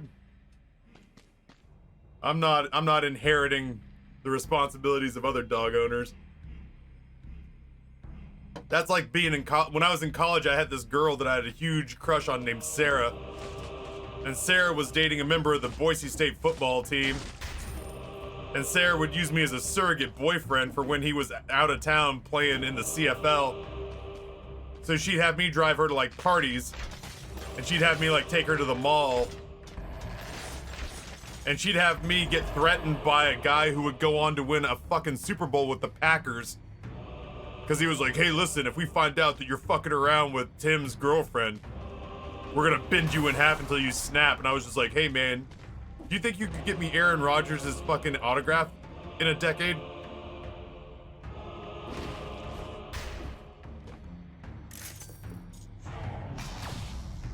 And in return, whenever we were hanging out in such a way that she'd be like, man, I'm feeling kind of randy, I'd be like, oh, finally, it's time. And she'd be like, you need to go home so I can sex chat my boyfriend. And I was like, oh, okay. Neat. But pick me up for tomorrow so we can go out shopping. So yeah, no, there's no world in which I'm accepting. I'm not raising anybody's kids. I'm not expressing anyone's dog colon or whatever. I learned my lesson. No negatives without the benefits. He's giving you those puppy dog eyes? I don't give a shit. I love dogs until I actually have to be responsible for them. I think that's part of the reason that I've never pushed Amber really hard on the whole no dogs thing, is that like every time she goes, well, who's gonna walk it? Who's gonna feed it? Who's gonna blah, blah, blah, blah, blah, blah. And I'm like, yeah, no, you're right. Those are all things that have to happen. But that's not what I'm thinking. That's not what I'm thinking about. You know, I'm not thinking about that when I'm daydreaming about a dog. That's the real day-to-day shit. I'm not thinking about the day-to-day shit. I'm thinking about all the moments that I see glorified on like TikTok where I'm like, oh man, that'd be so cool. I live in the grassy capital of the world and nobody here can bother or afford to keep their lawns alive either, so don't feel too bad about it. Yeah, it's like, we just had a heat wave here. It was 2 days, so I know other parts of the country are like, oh no, 2 days of it being hot? How did you live? Why? Where did that asshole come from? That guy was like behind me, I guess?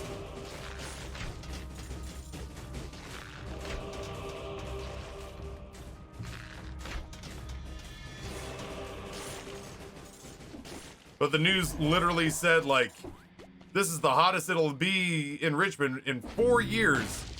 And I was thinking to myself, like, what was going on 4 years ago? And I remember the last time it was that hot was 4 years ago when a Richmond area drought killed my grass right after I bought the house that we moved into. Lush, beautiful green yard. The owners of this place moved out on the 1st of August. We moved in on the 19th. And in the 2.5 weeks in between, there was...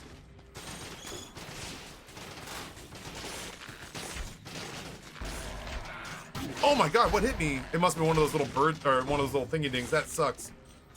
But yeah, in the interim, 19 days of heat and drought killed off our yard, and it's never come back. And I'm not like, you know, some closeted boomer who's like, oh my god, if I don't have the greenest yard on the block, how are you know, my frenemies around the neighborhood gonna know that I'm better than them? But it is depressing to see nothing but like sand and weeds. Sand weeds, if you would. I like the idea of a dog, but not the actual dog. Yeah, like I'll tell you even more so than doing like stuff to break, like even more so than like physically actually taking care of the dog. The first time that I had a slow week, like I need, oh God. I need look no further than Justin and his cats. Like I know Justin loves his cats. And I know Justin's cats like bring him a sense of love and purpose that he admits would be missing from his life otherwise.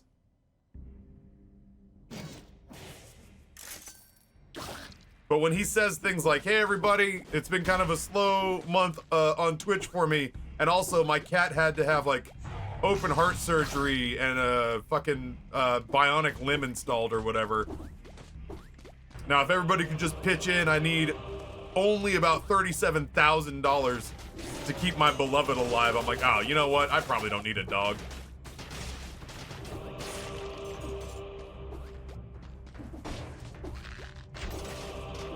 It makes me, oh God, it makes me pump the brakes real quick.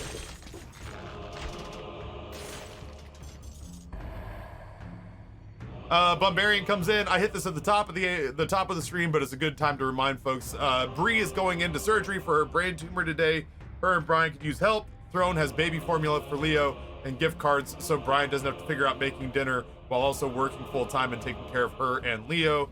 You know, speaking of times is tight, you know me.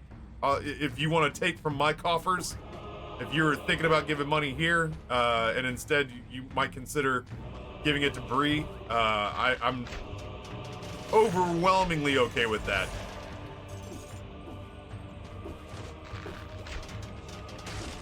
Our Twitch sister is in a real scary place right now, and I'm sure she's gonna be fine, and I'm sure she's gonna beat it. But it doesn't mean that the journey through the tough part isn't gonna be trying.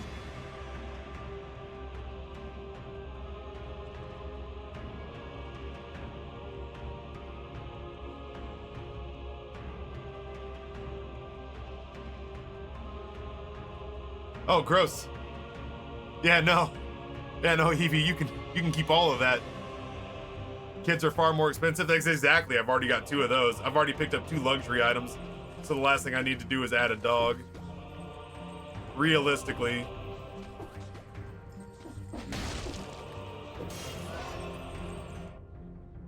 You can't put your kid in a kennel when you want to go on vacation. Checkmate. That's fair. That's fair. But I also can't guilt the dog into taking care of me when I get older. First of all, the dog doesn't speak English. And secondly, even if the dog did speak English, he'd be dead before I got old.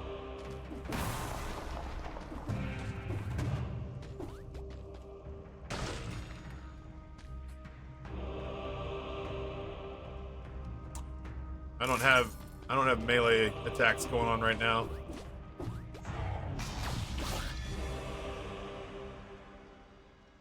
Oh, thank you, CyberKai.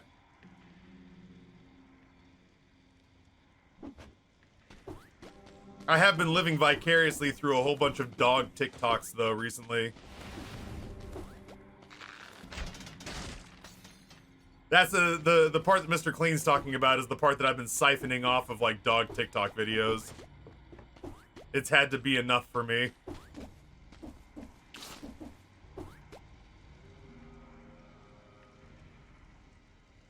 Oh, Billy.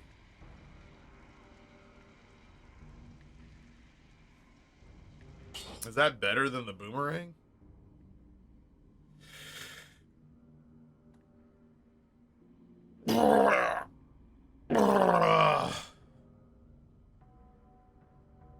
That might actually be better than the boomerang. That's like maybe definitively better than the boomerang.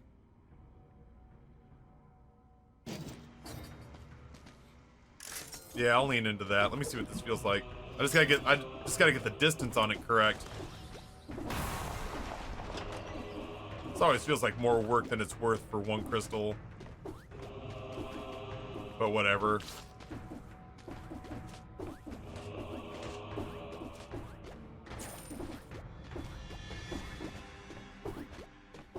On the flip side, we went huckleberry picking on Mount Hood yesterday, and our puppy helped pick berries. Wasn't so much helping as it was just her eating the berries. Cute as fuck. Yeah, honestly, like, I before I had kids, I always assumed I would have a dog. Now, just logistically having kids, I mean, there, you know, there are a lot of people in my generation not having kids because they're so goddamn expensive and because life is not getting cheaper.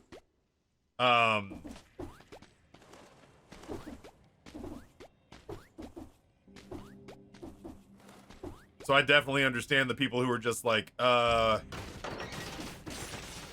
not gonna have kids, I'm just gonna have a pet and love it as though it were a less expensive kid.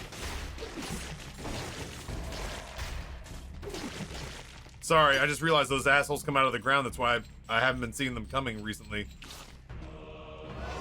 But now that I got the kiddos, any lingering dream that I had of having a dog until they're out, and I live in a house with a much larger yard and no stairs, has gone by the wayside for sure.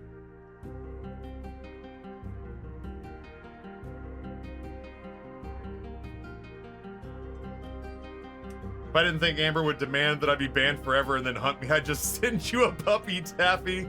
But I'm pretty sure Amber would make a fucking a hobby out of your life. Amber, honestly, she's so sweet and she's so nice, but she gets this, like, once in a while, she gets this face.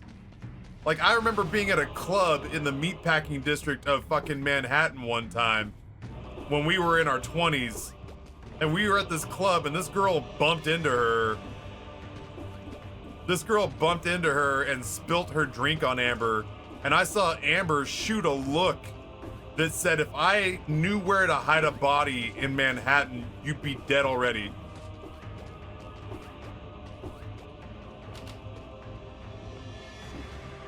Oh, fuck that. I was to the left of it. Oh, well. Worst case scenario is I'm gonna go buy that. Worst case scenario is that I'm gonna go buy that drumstick. Oh shit.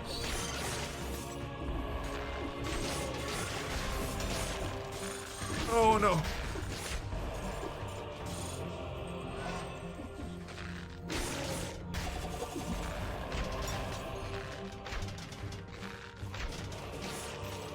Sorry, just a lot going on.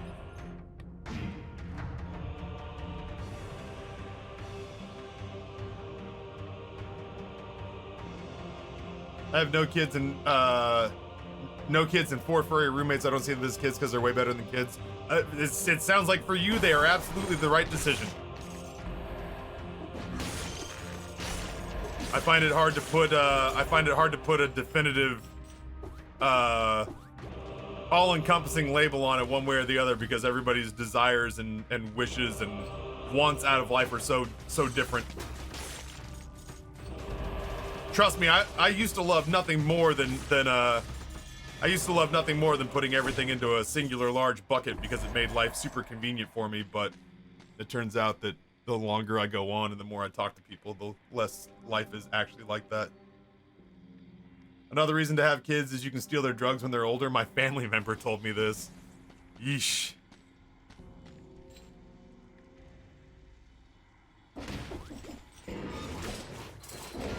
Oh my god, he just punched the shit out of me.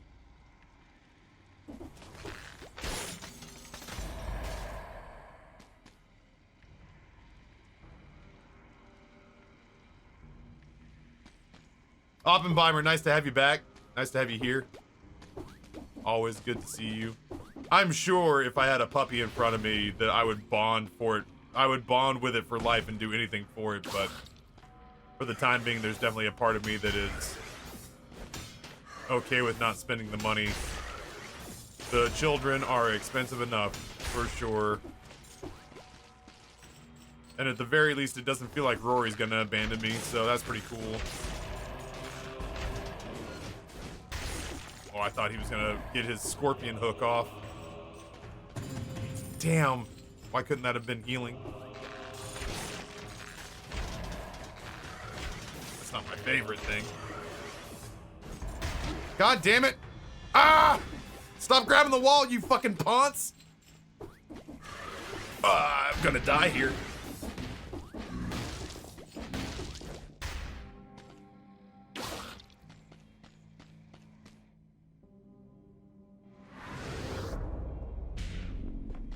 Yeah, Rory is essentially like a human golden retriever, so he scratches, you know, not to reduce my son to the level of being like a pet, but like he is intense in that same vein. Yeah, no, Oppenheimer, I did the same little song and dance where I was just like, yeah, not to be reductive to my son and infer that he's like my pet, but like he does provide me the love and affection that I would otherwise be seeking from the exact. I fucking hate that little area that you can fall down the side. All right, we're gonna wait. Oh god. Fuck you. Fuck you. Fuck you.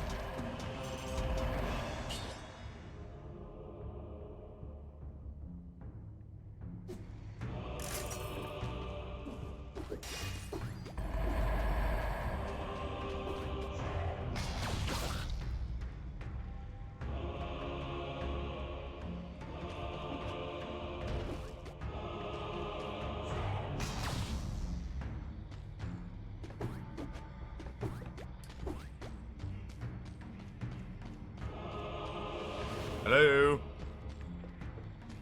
Baddies?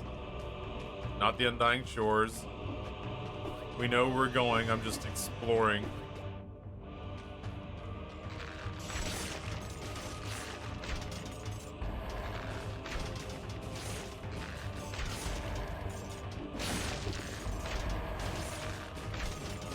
Inquisitors can suck it, dude. I hate them.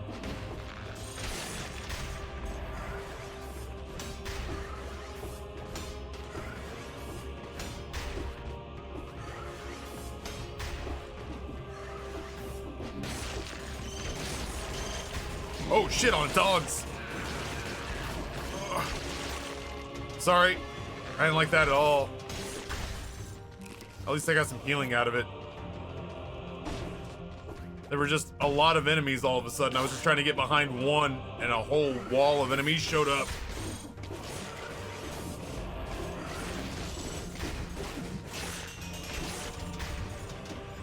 Good grief.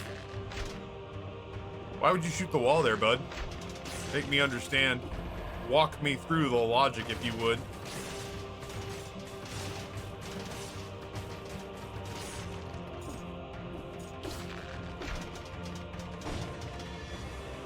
I can't see this possibly being the answer over what I have right now. I kind of want to see this through. Oh, God, we got that next area coming up, the cavern. Oh, the cavern's so fucking big, dude. That is such a monster section.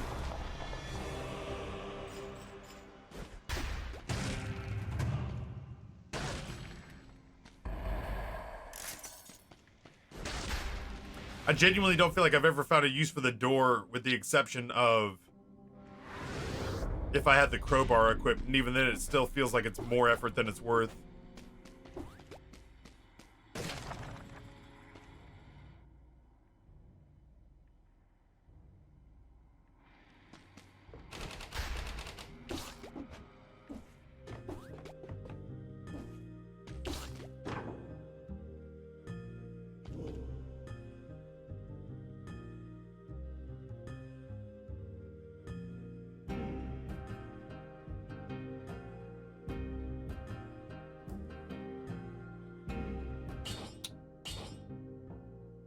It feels like it would be very good. I think we're at a point now where grinding money out of our parries is going to be less useful.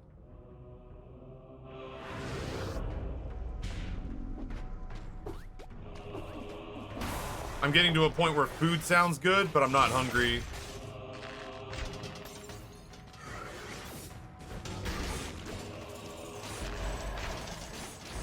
Like, I'm not hungry, but like like the taste of food sounds good, but my body is sending an open memo that we do not require sustenance in any way, shape, or form. I fucked up.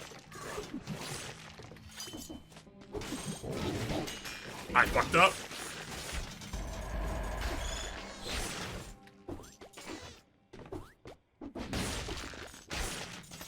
I kind of wish that I had like necromancy or something, because I am in pretty desperate need of some way to passively heal. Oh, almost fell into the spicy water.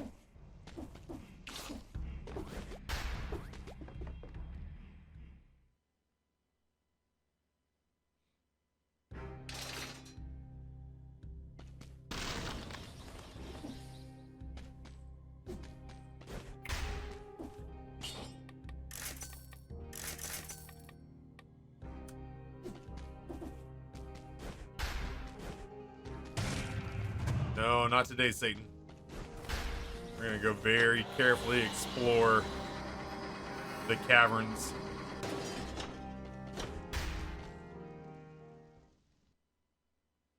I'm in pretty desperate need of... Oh, not that desperate. Walk it back. Walk it all the way back. Okay. Slow and steady.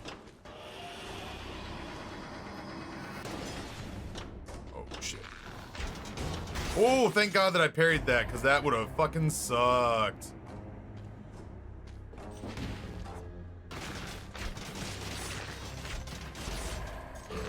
Okay. I don't fire nearly fast enough for that. Noted.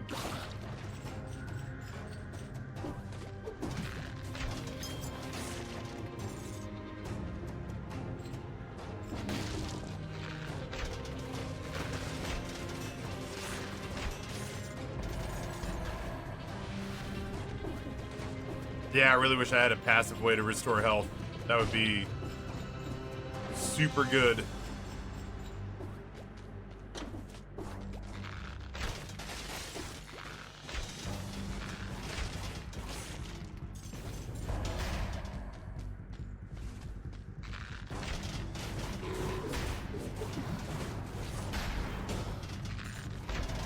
Scary.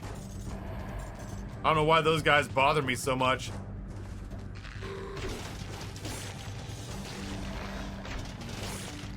I think it's just because they come on real strong if you allow them to, like, pull themselves together.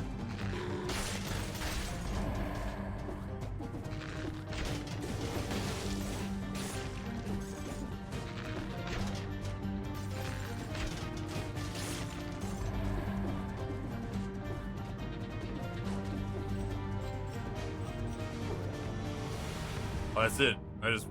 Nothing up here. Okay, got it.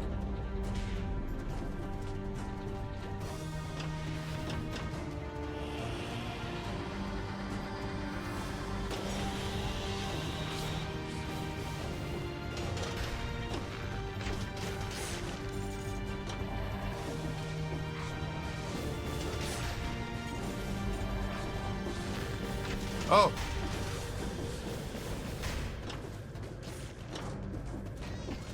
1 second.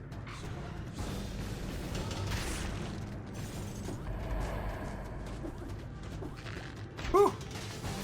Just trying to pace myself. Just kind of go to where the enemies are and stand there and hope for the best. I'm trying not to get too...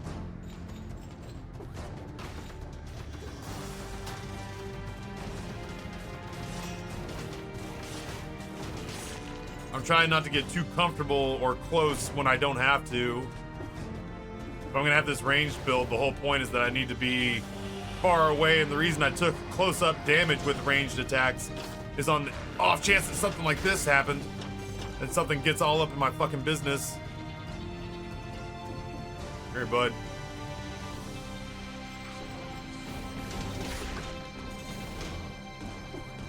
That feels pretty good.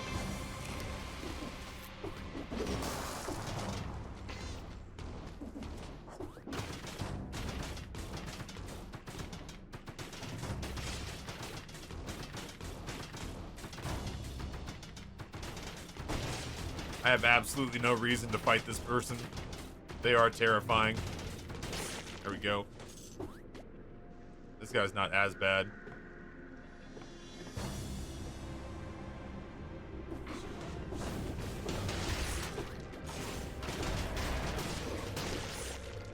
Scary.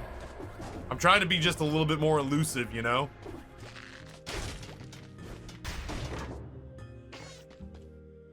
I do love me a good infantry bow. Poison infantry bow? I don't know. That feels like a lot of work. Right now it's just like that. I let it fly and forget it. The infantry bow, I'd have to sit there and just tap it and tap it and tap it. All while trying to manage the magic bow, which is a pain in the ass.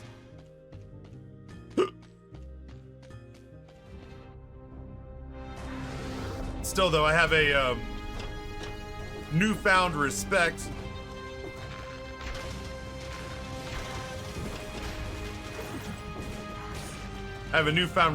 for the infantry bow after a recent run. Yeah, I was gonna say that was the thing that was most frustrating for me the other day, Oppenheimer, was having them cause crystals to fall out of these metal girders that clearly have no crystals on them, and that was the thing that upset me. I love when the leg hugger just goes and punches a fucking hole in that guy.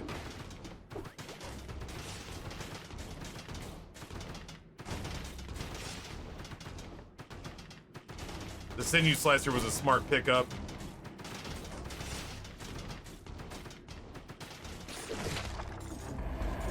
I have to live. The boy's axe.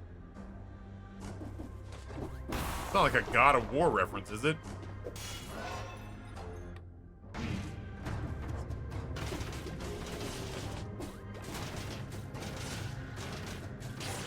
Terrified of what that guy was gonna do, so I just kind of backed up and left it.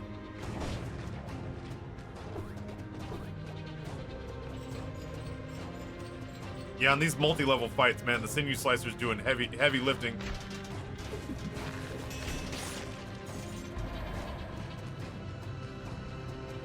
Hello.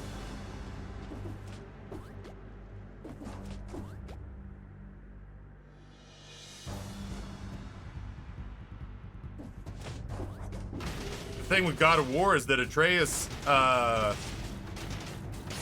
a bow and arrow.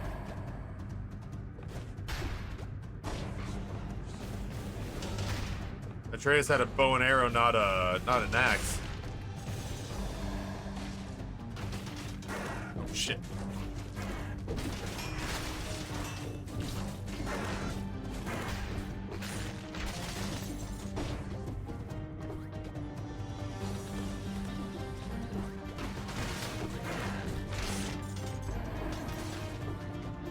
Well, I'm figuring out ways to bait these assholes out of the shadows and into the fight without just standing toe-to-toe and getting my ass beat, which is nice. Getting more careful about setting myself down. Oh, shit.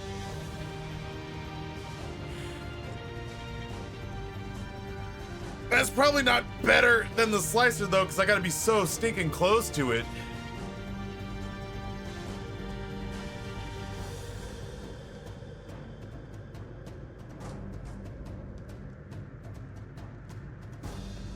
Maybe that's good on the upcoming boss fight?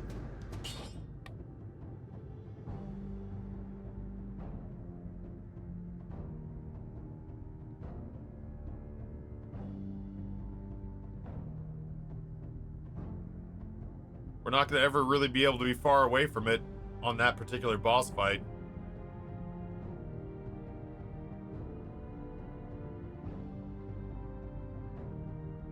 It feels like a trap. I'm trying to talk myself into it just so I could say I did something different, but it feels like a trap. The sinew slicer is so good. I mean, for crying out loud.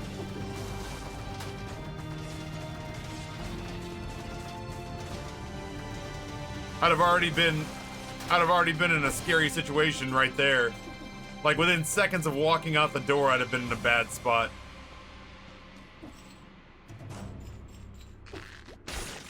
That was like an execution. Ah, fuck.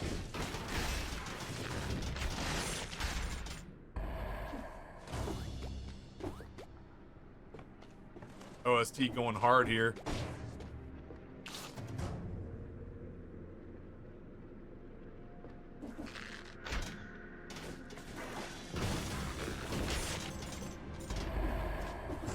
Oh no, why? I'm still figuring out what the deal is with those things.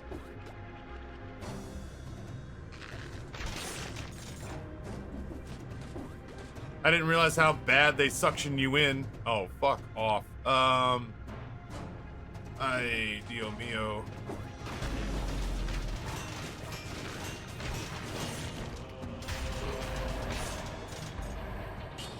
%15 damage negation feels pretty good.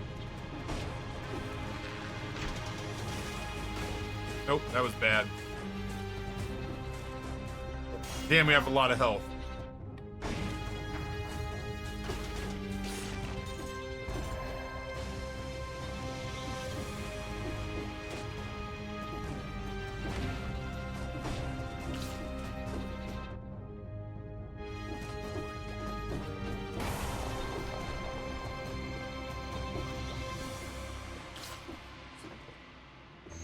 Oh god!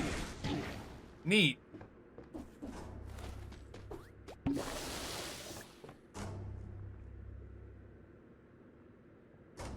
wonder if I can like shoot them to set them off.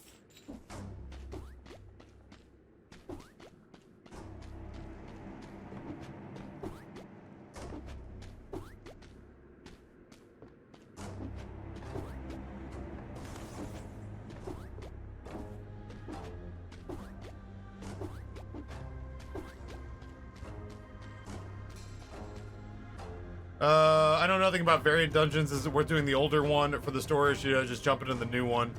In this game? Oh, Final Fantasy 14. Oh, yeah, I'm fucking useless there. Seriously, the king left one of his statues here?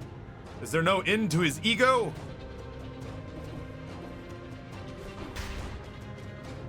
Wait, where am I supposed to go now, then?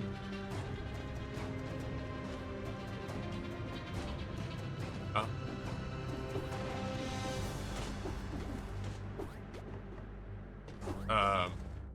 Yellow? Oh, no. Oh, God. Well, I guess I get to go figure out this gravity well. This, energy mine. Because I gotta go deal with it again. Because that's the way I'm supposed to get out of here.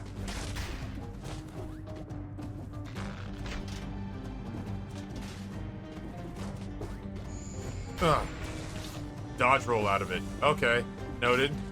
I was trying to jump out of it. I don't think you can do that, but dodge roll out of it. That seems to work. There we go. I didn't even see this area.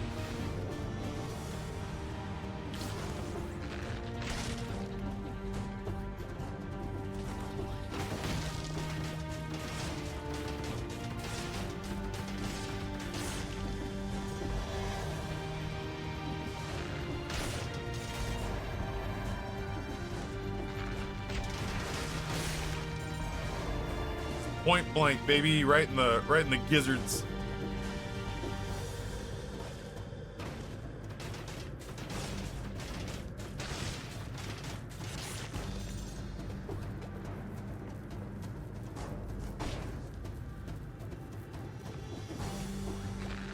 I wonder what the deal is there.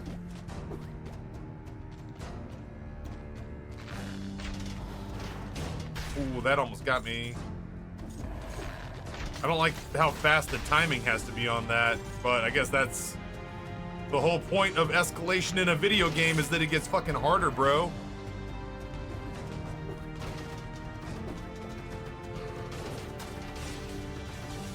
Yo, get out of here.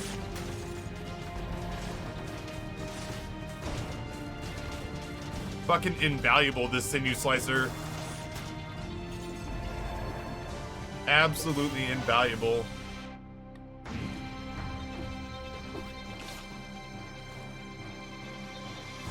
How in the world was one supposed to get up there?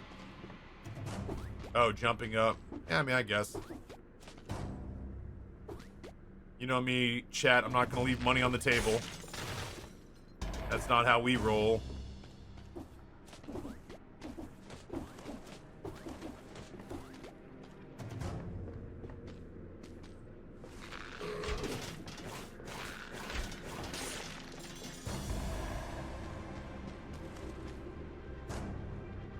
Interesting.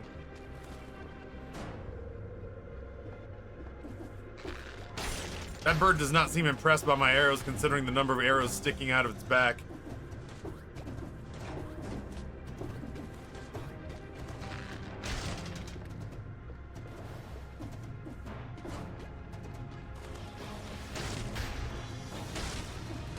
Big ass floor, dude.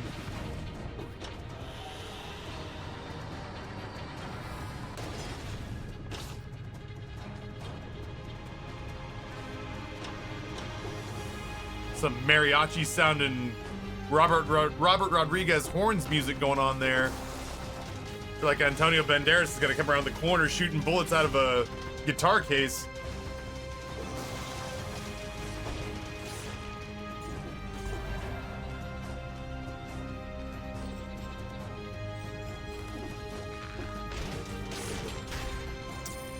I would have liked if that had been food.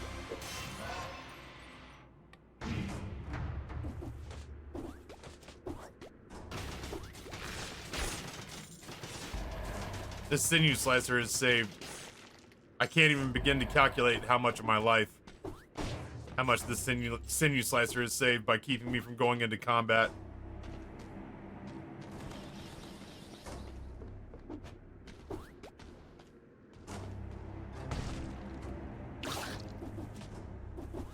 You got heals? No. Sad.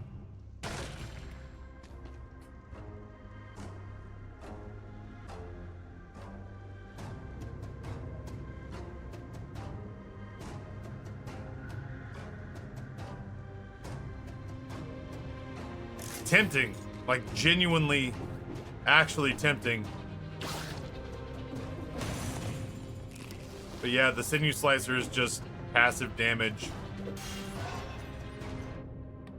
And it handles places like this. Oh, God.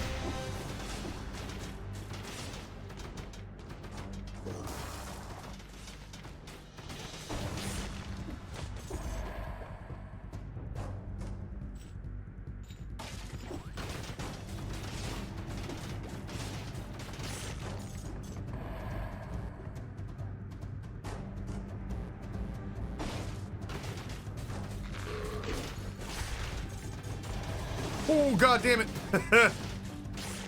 He had not made friends.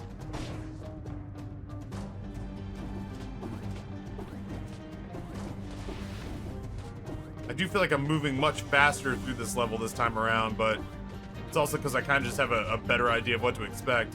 That said, this upcoming boss fight, I still expect to get 1,000,000,000% dumpstered. There it is. There's the... Ugh.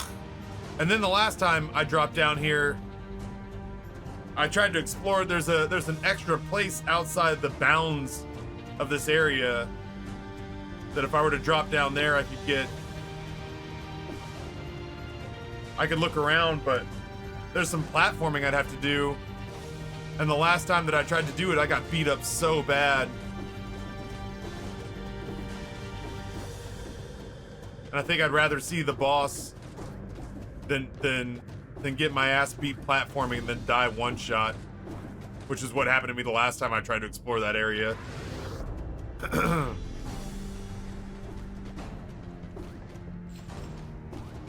Again, fucking lifesaver.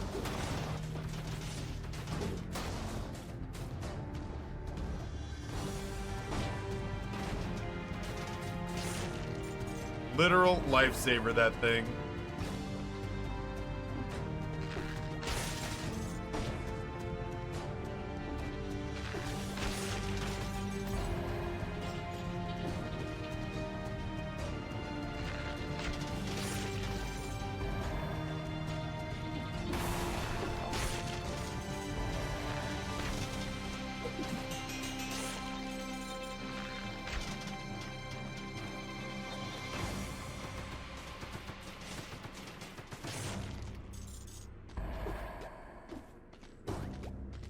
was looking. That scared me when he went to grab it. I thought he was lunging off the edge. I wouldn't put it past him.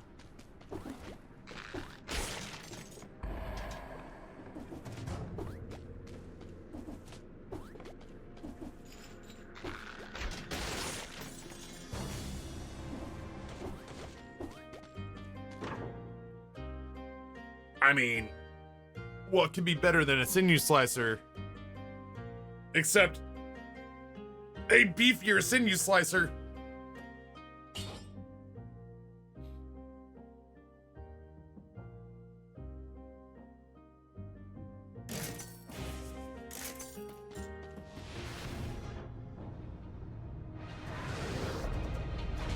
I'm not 100% certain if that was the right call, but if, like, going out to explore all that direction for that slight upgrade, if, oh, Jesus Christ. With you in a second.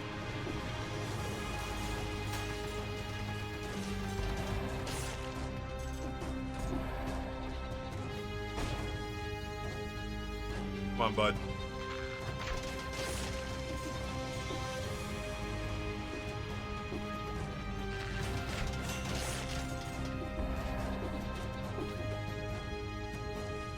I wish the boss was situated in such a way that I could just kite him back and forth from the sinew slicer.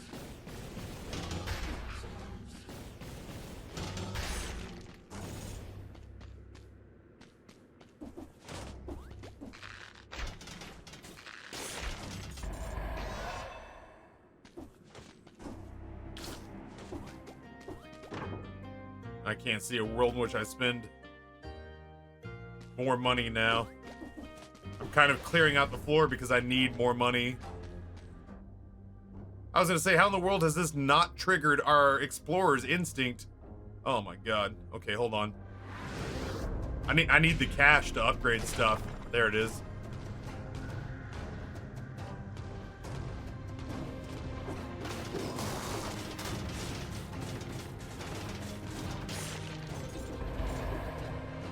Oh boy. I can do that. I can do that. That's fine.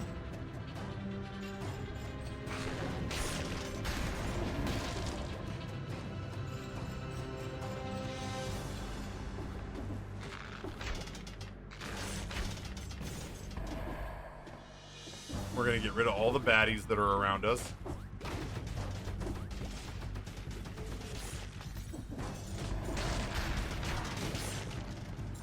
So that they can't become ads that make my life a living hell.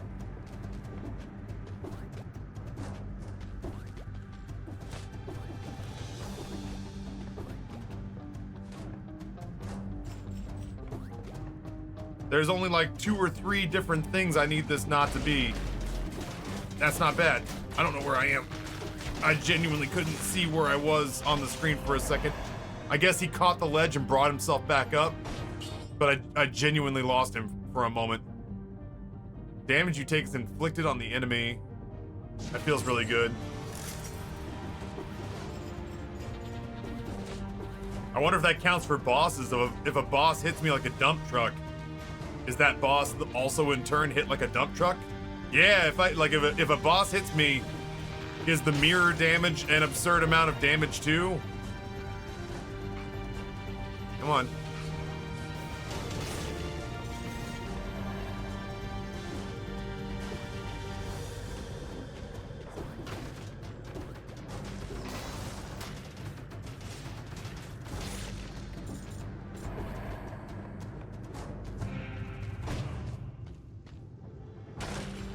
He does have way more health than I do.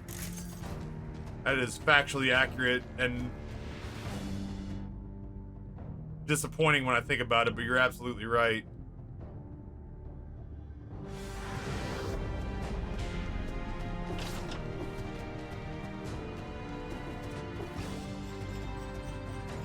I feel like I'm not really seeing a lot of financial return on investment here.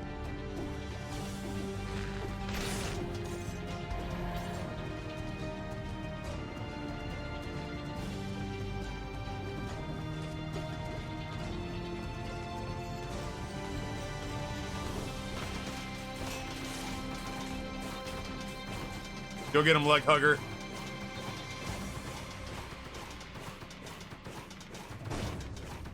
You're not getting him, bud. There we go. I appreciate the enthusiasm, but the lack of results is telling. Is Noah about or on vacation? No, Noah's about to head to Gen Con, though, on Thursday.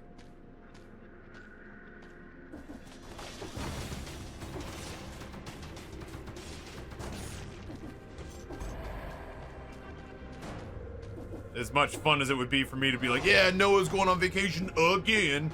He's actually not going on vacation again this time, which makes it harder for me to razz him. Oh, no shit, Andarchy. Are you really? There's a outside baseball chance you could get a firm handshake and a hug from Noah if you're a hugging person. And if you aren't a hugging person, you could get like a high five or a knowing nod. Oh, for like 20 years. Yeah, no shit. You've been going to Gen Con. Yeah, noted. You have, in fact, been going to Gen Con for a minute.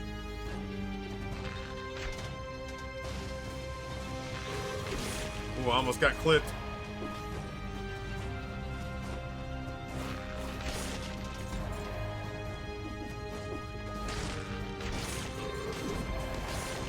Scary.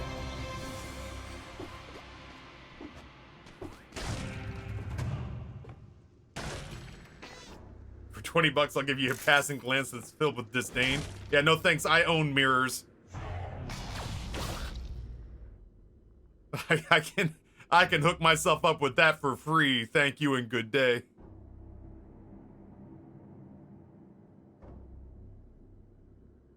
I'm gonna come up 3 kills short of hitting 60 on this floor. What a bummer. The mausoleum. What's the mausoleum?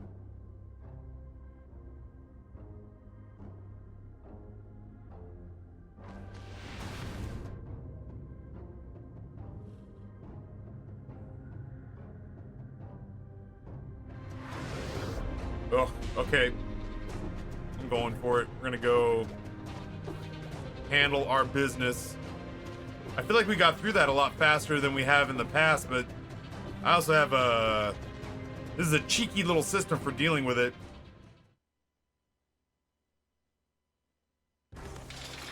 Oh, so close. Oh, that's right, I have a thing. Roots the victim and does 1,300 damage when we're called.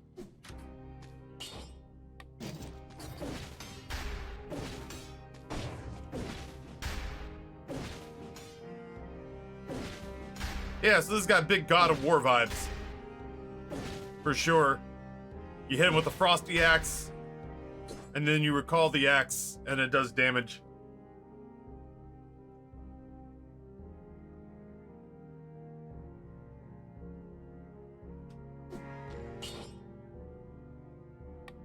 But man, the cross is so much better. Like, it's just, it suits our build better. That's all I can do. Leg Hugger's just gonna have to be as helpful as he can be.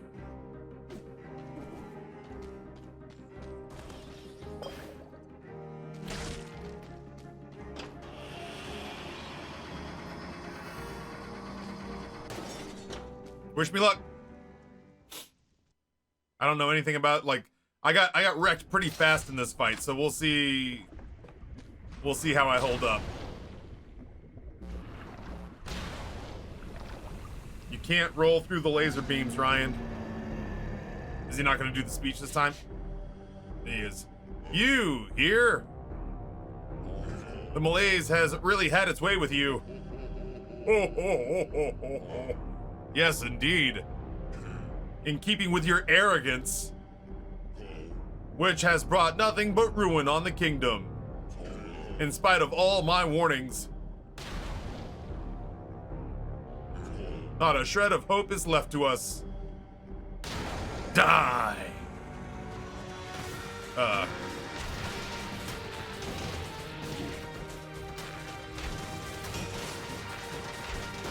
Oh, fuck off. Nope, I don't like that.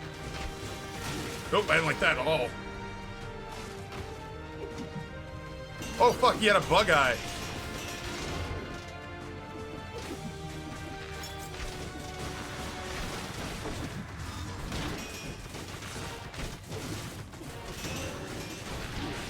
I can't get out of that. Can't get out of that.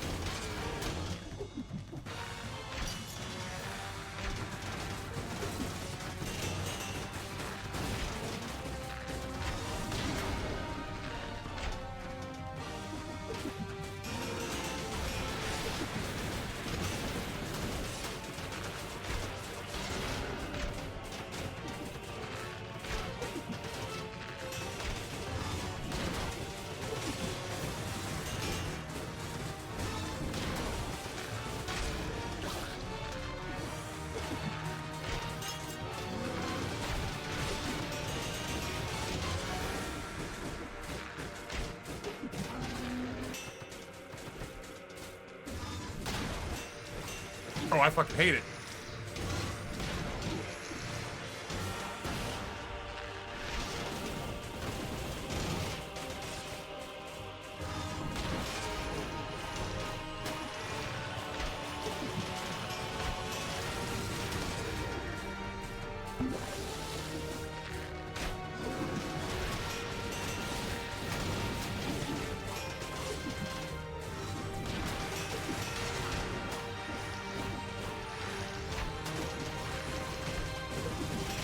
Oh, I almost fucked that up.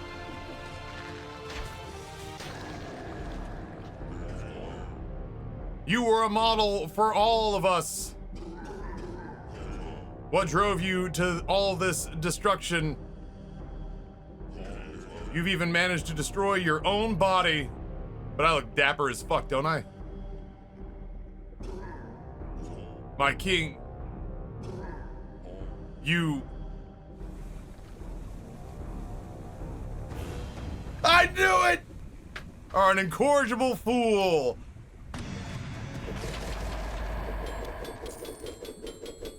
Achievement size doesn't matter.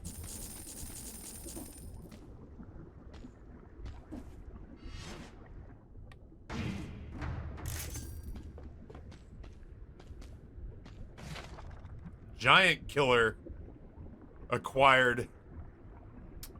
Man. Do I toy with the ice bow here? Nah. I like what we've got. I'm dancing with those who brung us. I guess we're the king. That's news to me. I had no idea we were the king. Oh god, do we want to go straight to the throne room or do we want to fight more? I kind of feel like we want to fight more.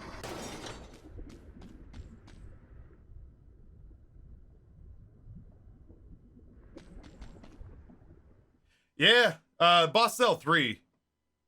Boss cell 3. This is only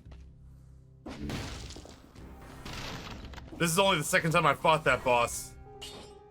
And we managed to make it work. You know what? I am gonna do this while we're here.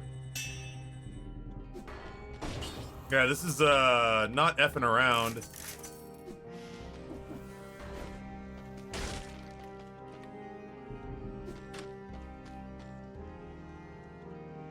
I really suck though. Listen. I'm no prize. I'm just figuring it out as I go along. I just have a lot of hours in roguelikes. That's the Undying Shores. Can honestly say as a longtime Dead Cells fan and Taffy fan, seeing you on it regularly makes me happy. This game's fun as hell, man. This game's way more fun than I gave it credit for when I glimpsed other people playing it back in the day. And this game is so much more fun than I acknowledged it being, just watching people like, I don't know. I guess I probably watched Queeb play it a little bit. But not a lot. It's like Noida. Like on the surface, Noida doesn't look like much on the surface. And this game doesn't look like much on the surface. Wait, that's not even as good as the one I've got. Yeah, that's like number-wise, that's not even great. If that had been a marked upgrade, I would have considered it. I didn't go to the right places to get those keys. Yeah, I don't know. Like, I glanced at watching other people play this the same way I glanced at watching other people play Noida or Celeste or whatever. And you know, just in looking at it and not giving it a whole lot of time or consideration, it wasn't all that impressive to me, but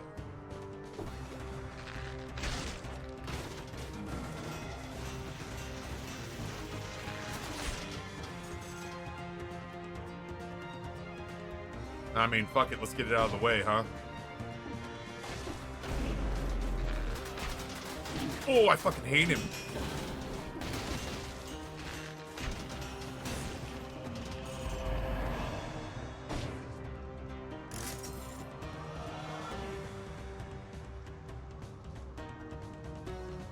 I'm on mobile? They're not playing, you're not, this game's not on mobile, is it? What a nightmare.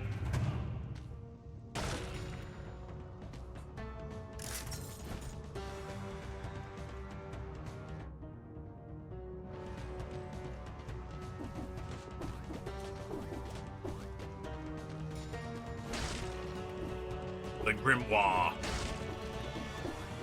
A lot been added to it since I briefly played it long ago. It's much more fun now than it was then. I mean, Gungeon was that way too, wasn't it? I remember getting access to Gungeon and being like, not into it very much. Because originally when Gungeon came out, every weapon had too good to use syndrome because you didn't want to waste the ammunition. And once they finally made a bunch of tweaks and added all the other stuff that they added to it, Gungeon became an all-timer fun game for me. So I'm glad that they didn't say, you know, things are good enough as is, and they fiddled with it until it became, you know, whatever and it doesn't matter which one we're talking about. Dead Cells, Gungeon, etc., etc. I'm glad that they worked on it until it finally became the game we're looking at today, you know? It's on mobile, but oh god, no, I'd never play this on mobile. The precision that you need.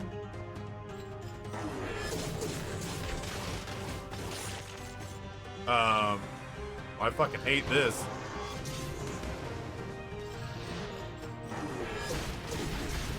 The fuck? Oh, it's because that guy dropped his bullshit down here and I jumped into it like an idiot.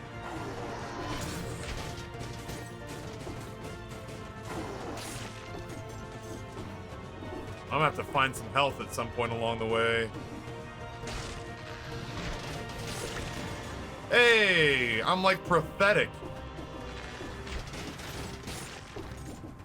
What an absolute fucking Nostradamus I am. I should start using the cross more. It's there. It's just extra damage, and I don't know why I would ever turn that down just because I'm too lazy to hit the Y button. I need to start clocking that a little better.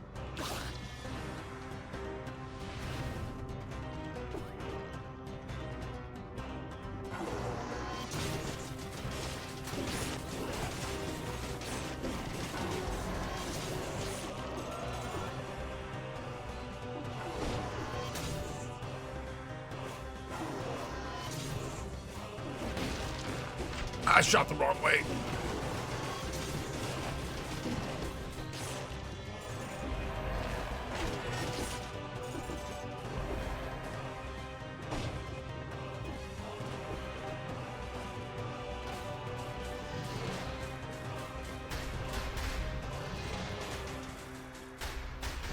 With you in a second.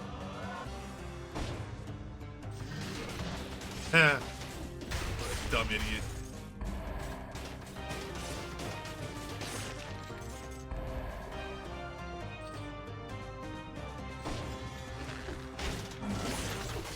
Scary. Whew.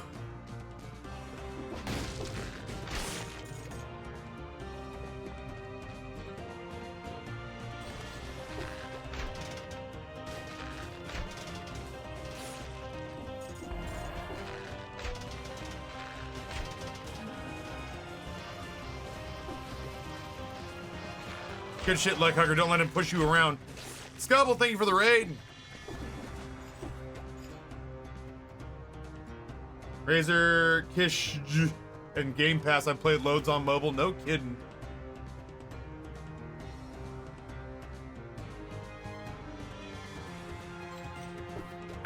I got the cord for the PlayStation controller stuck between my toes. Ah, fuck off. Okay, hold on.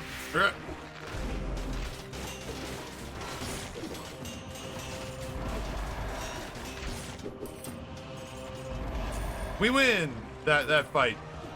A little scary for a second, but we got there.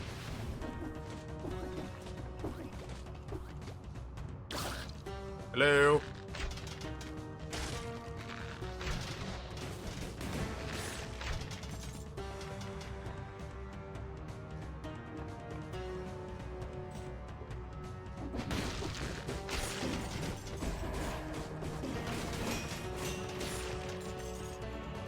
I'm just trying to be more elusive. I feel like I've had too many runs where I've just contented myself to stand off with enemies, just face to face them. That's the wrong way, bud. That's still the wrong way, bud.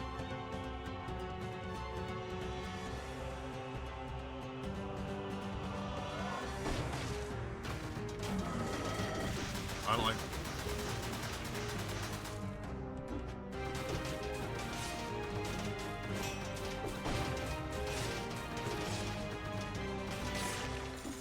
Nice.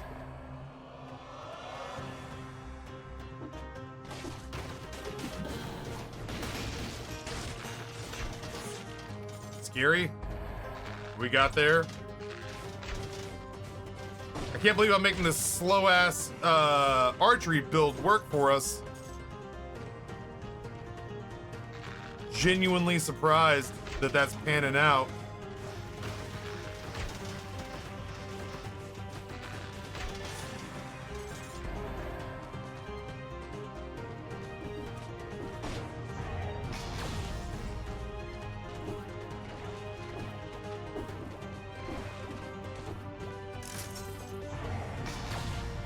Razer Kishi is like a controller case for a phone. Gotcha. Okay, that kind of makes more sense.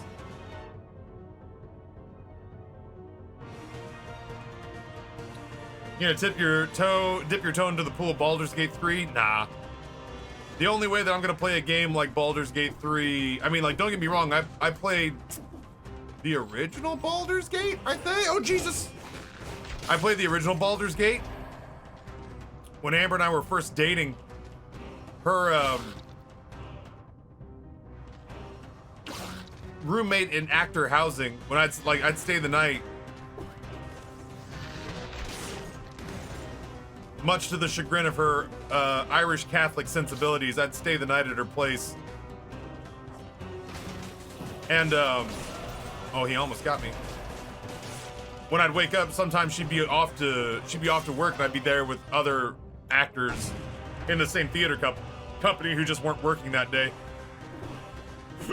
One of them had an Xbox with Baldur's Gate, and instead of taking my ass home and going to the place where I lived, I would oftentimes find myself lingering behind. Oh my God. I would oftentimes find myself lingering behind so that I could play Baldur's Gate.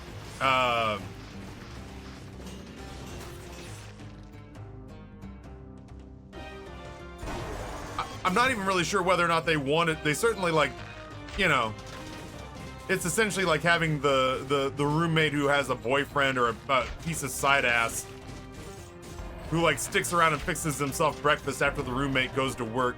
So I have no idea whether or not I was like, welcome, but like, once they all left, it helped that at the very least we all worked for the same company. And once they all left for work, I'd be like, don't mind if I do, Brian's Xbox. And I thought Baldur's Gate was the tits. I enjoyed it so much. That said, your boy has 8 billion hours of gameplay in front of him before I can zero out the list of games I already owe people. So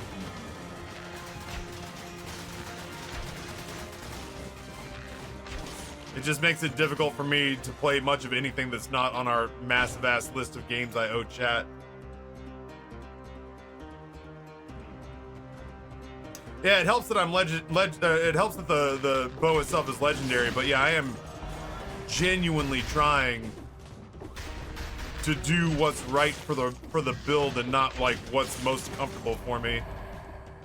I've never engaged in any sort of like long range.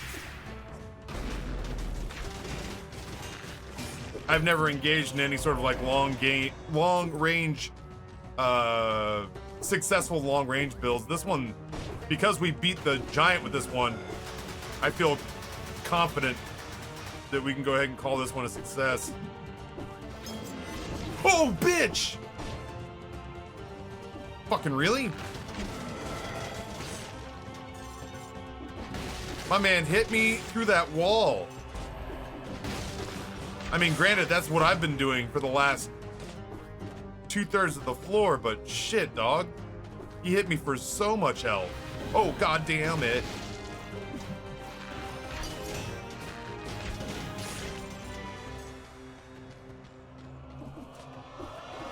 Good grief. I didn't think he could hit me up there. I was fucking incorrect. Oh, okay.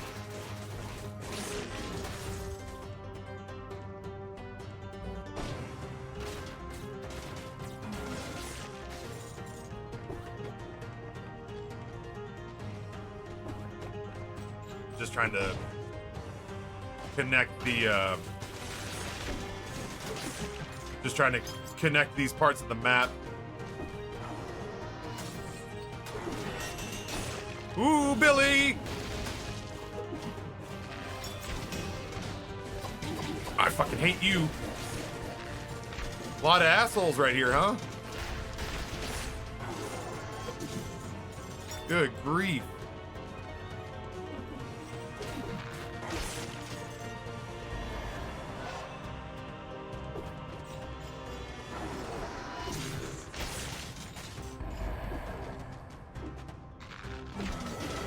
I fucking hate it. Oh, thank God. Good shit, leg hugger. You're the best.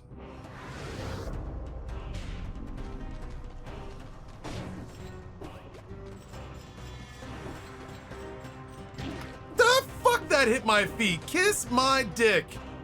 Ugh.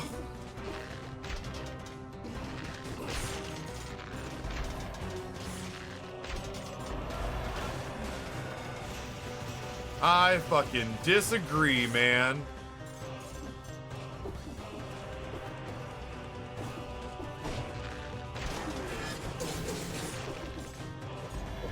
Grumble, grumble, grumble. That's the wrong way.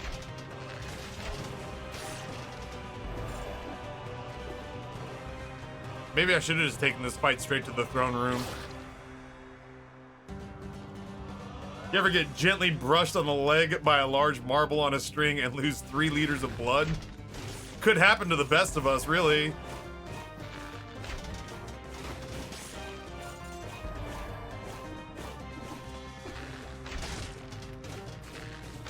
Could happen to the best of us. Oh, fuck you, bud.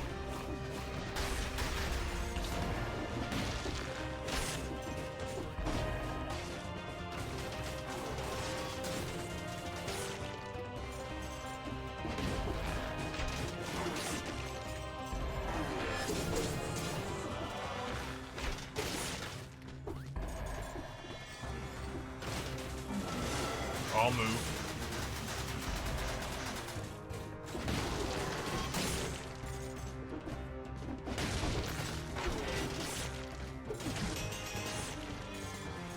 Those feel good.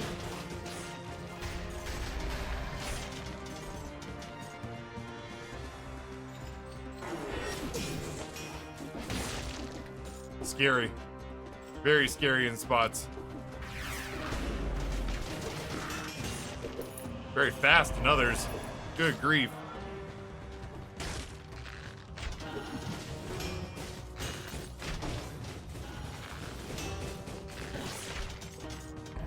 Just trying to slow the game down, baby.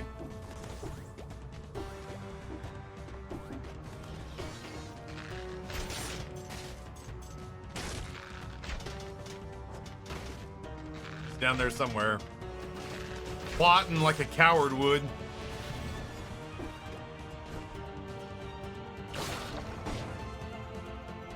That spiky shell guy sucks. Fuck him. Agreed. Strongly agreed. All right, let's go check out this shop. I am starting to get a little peckish now, but it is noon 30, so I feel more accurate about the time. I can't imagine there's anything I'm going to take over what I have. I've gotten very used to the build. If anything, I just want to spend some money on upgrades. I don't need to go kill those two idiots. Oh, that's a long walk, but I think I worked my way down there. I get paid out and I leave. Oh, that's the one that touched my foot. That one might also be the one that touched my foot. That is absolutely the one that touched my foot in actuality. All right, we should be monster free this way. I gotta pee too. I haven't gotten up. I haven't even moved in 4 hours. I saw the leg hugger fall and I thought it was me and my asshole clenched up.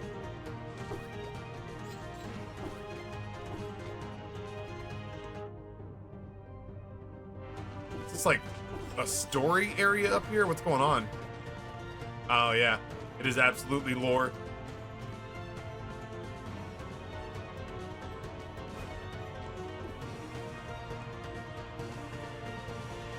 Wait, is that us then? Corrupted by the Malays? That's us? That makes so much sense. And that is our betrothed, who's also a knight? Traditional wife in her wedding armor? What is this? Oh, this is also absolutely lore. Yeah, this area is all lore.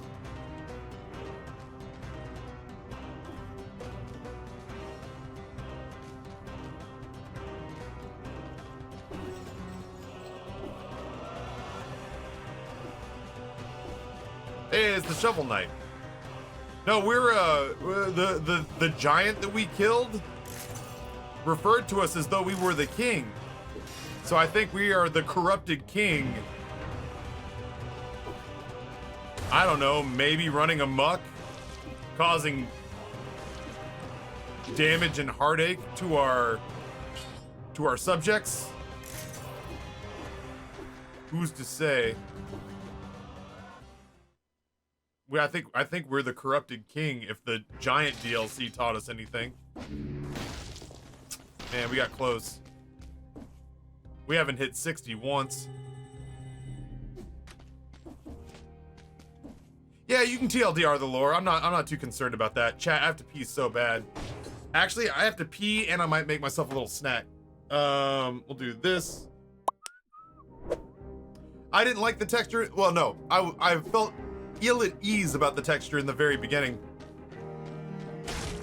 Ugh. But I warmed up to it pretty fast. Let's go ahead and down that.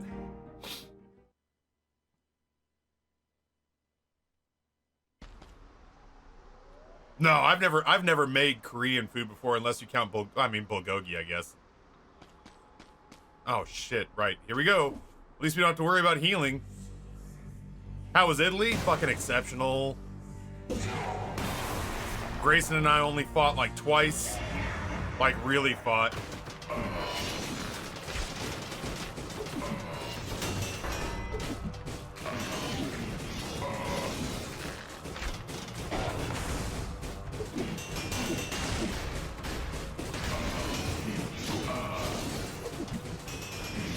No.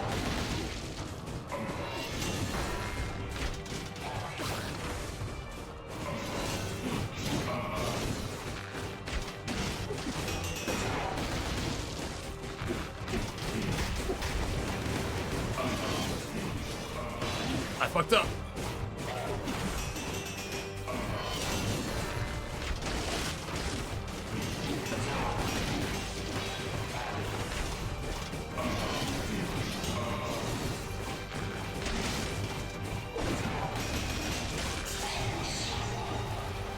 Oh, I mean, fucking good news, bad news.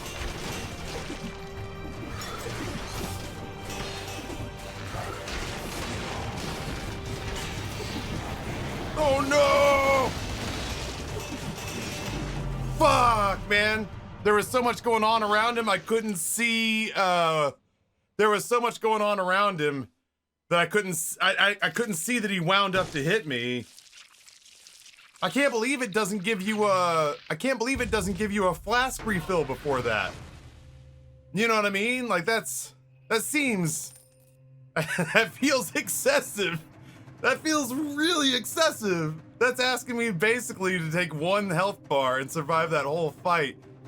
And I gotta admit, we did better than I thought. I needed to land crosses better than I was landing crosses.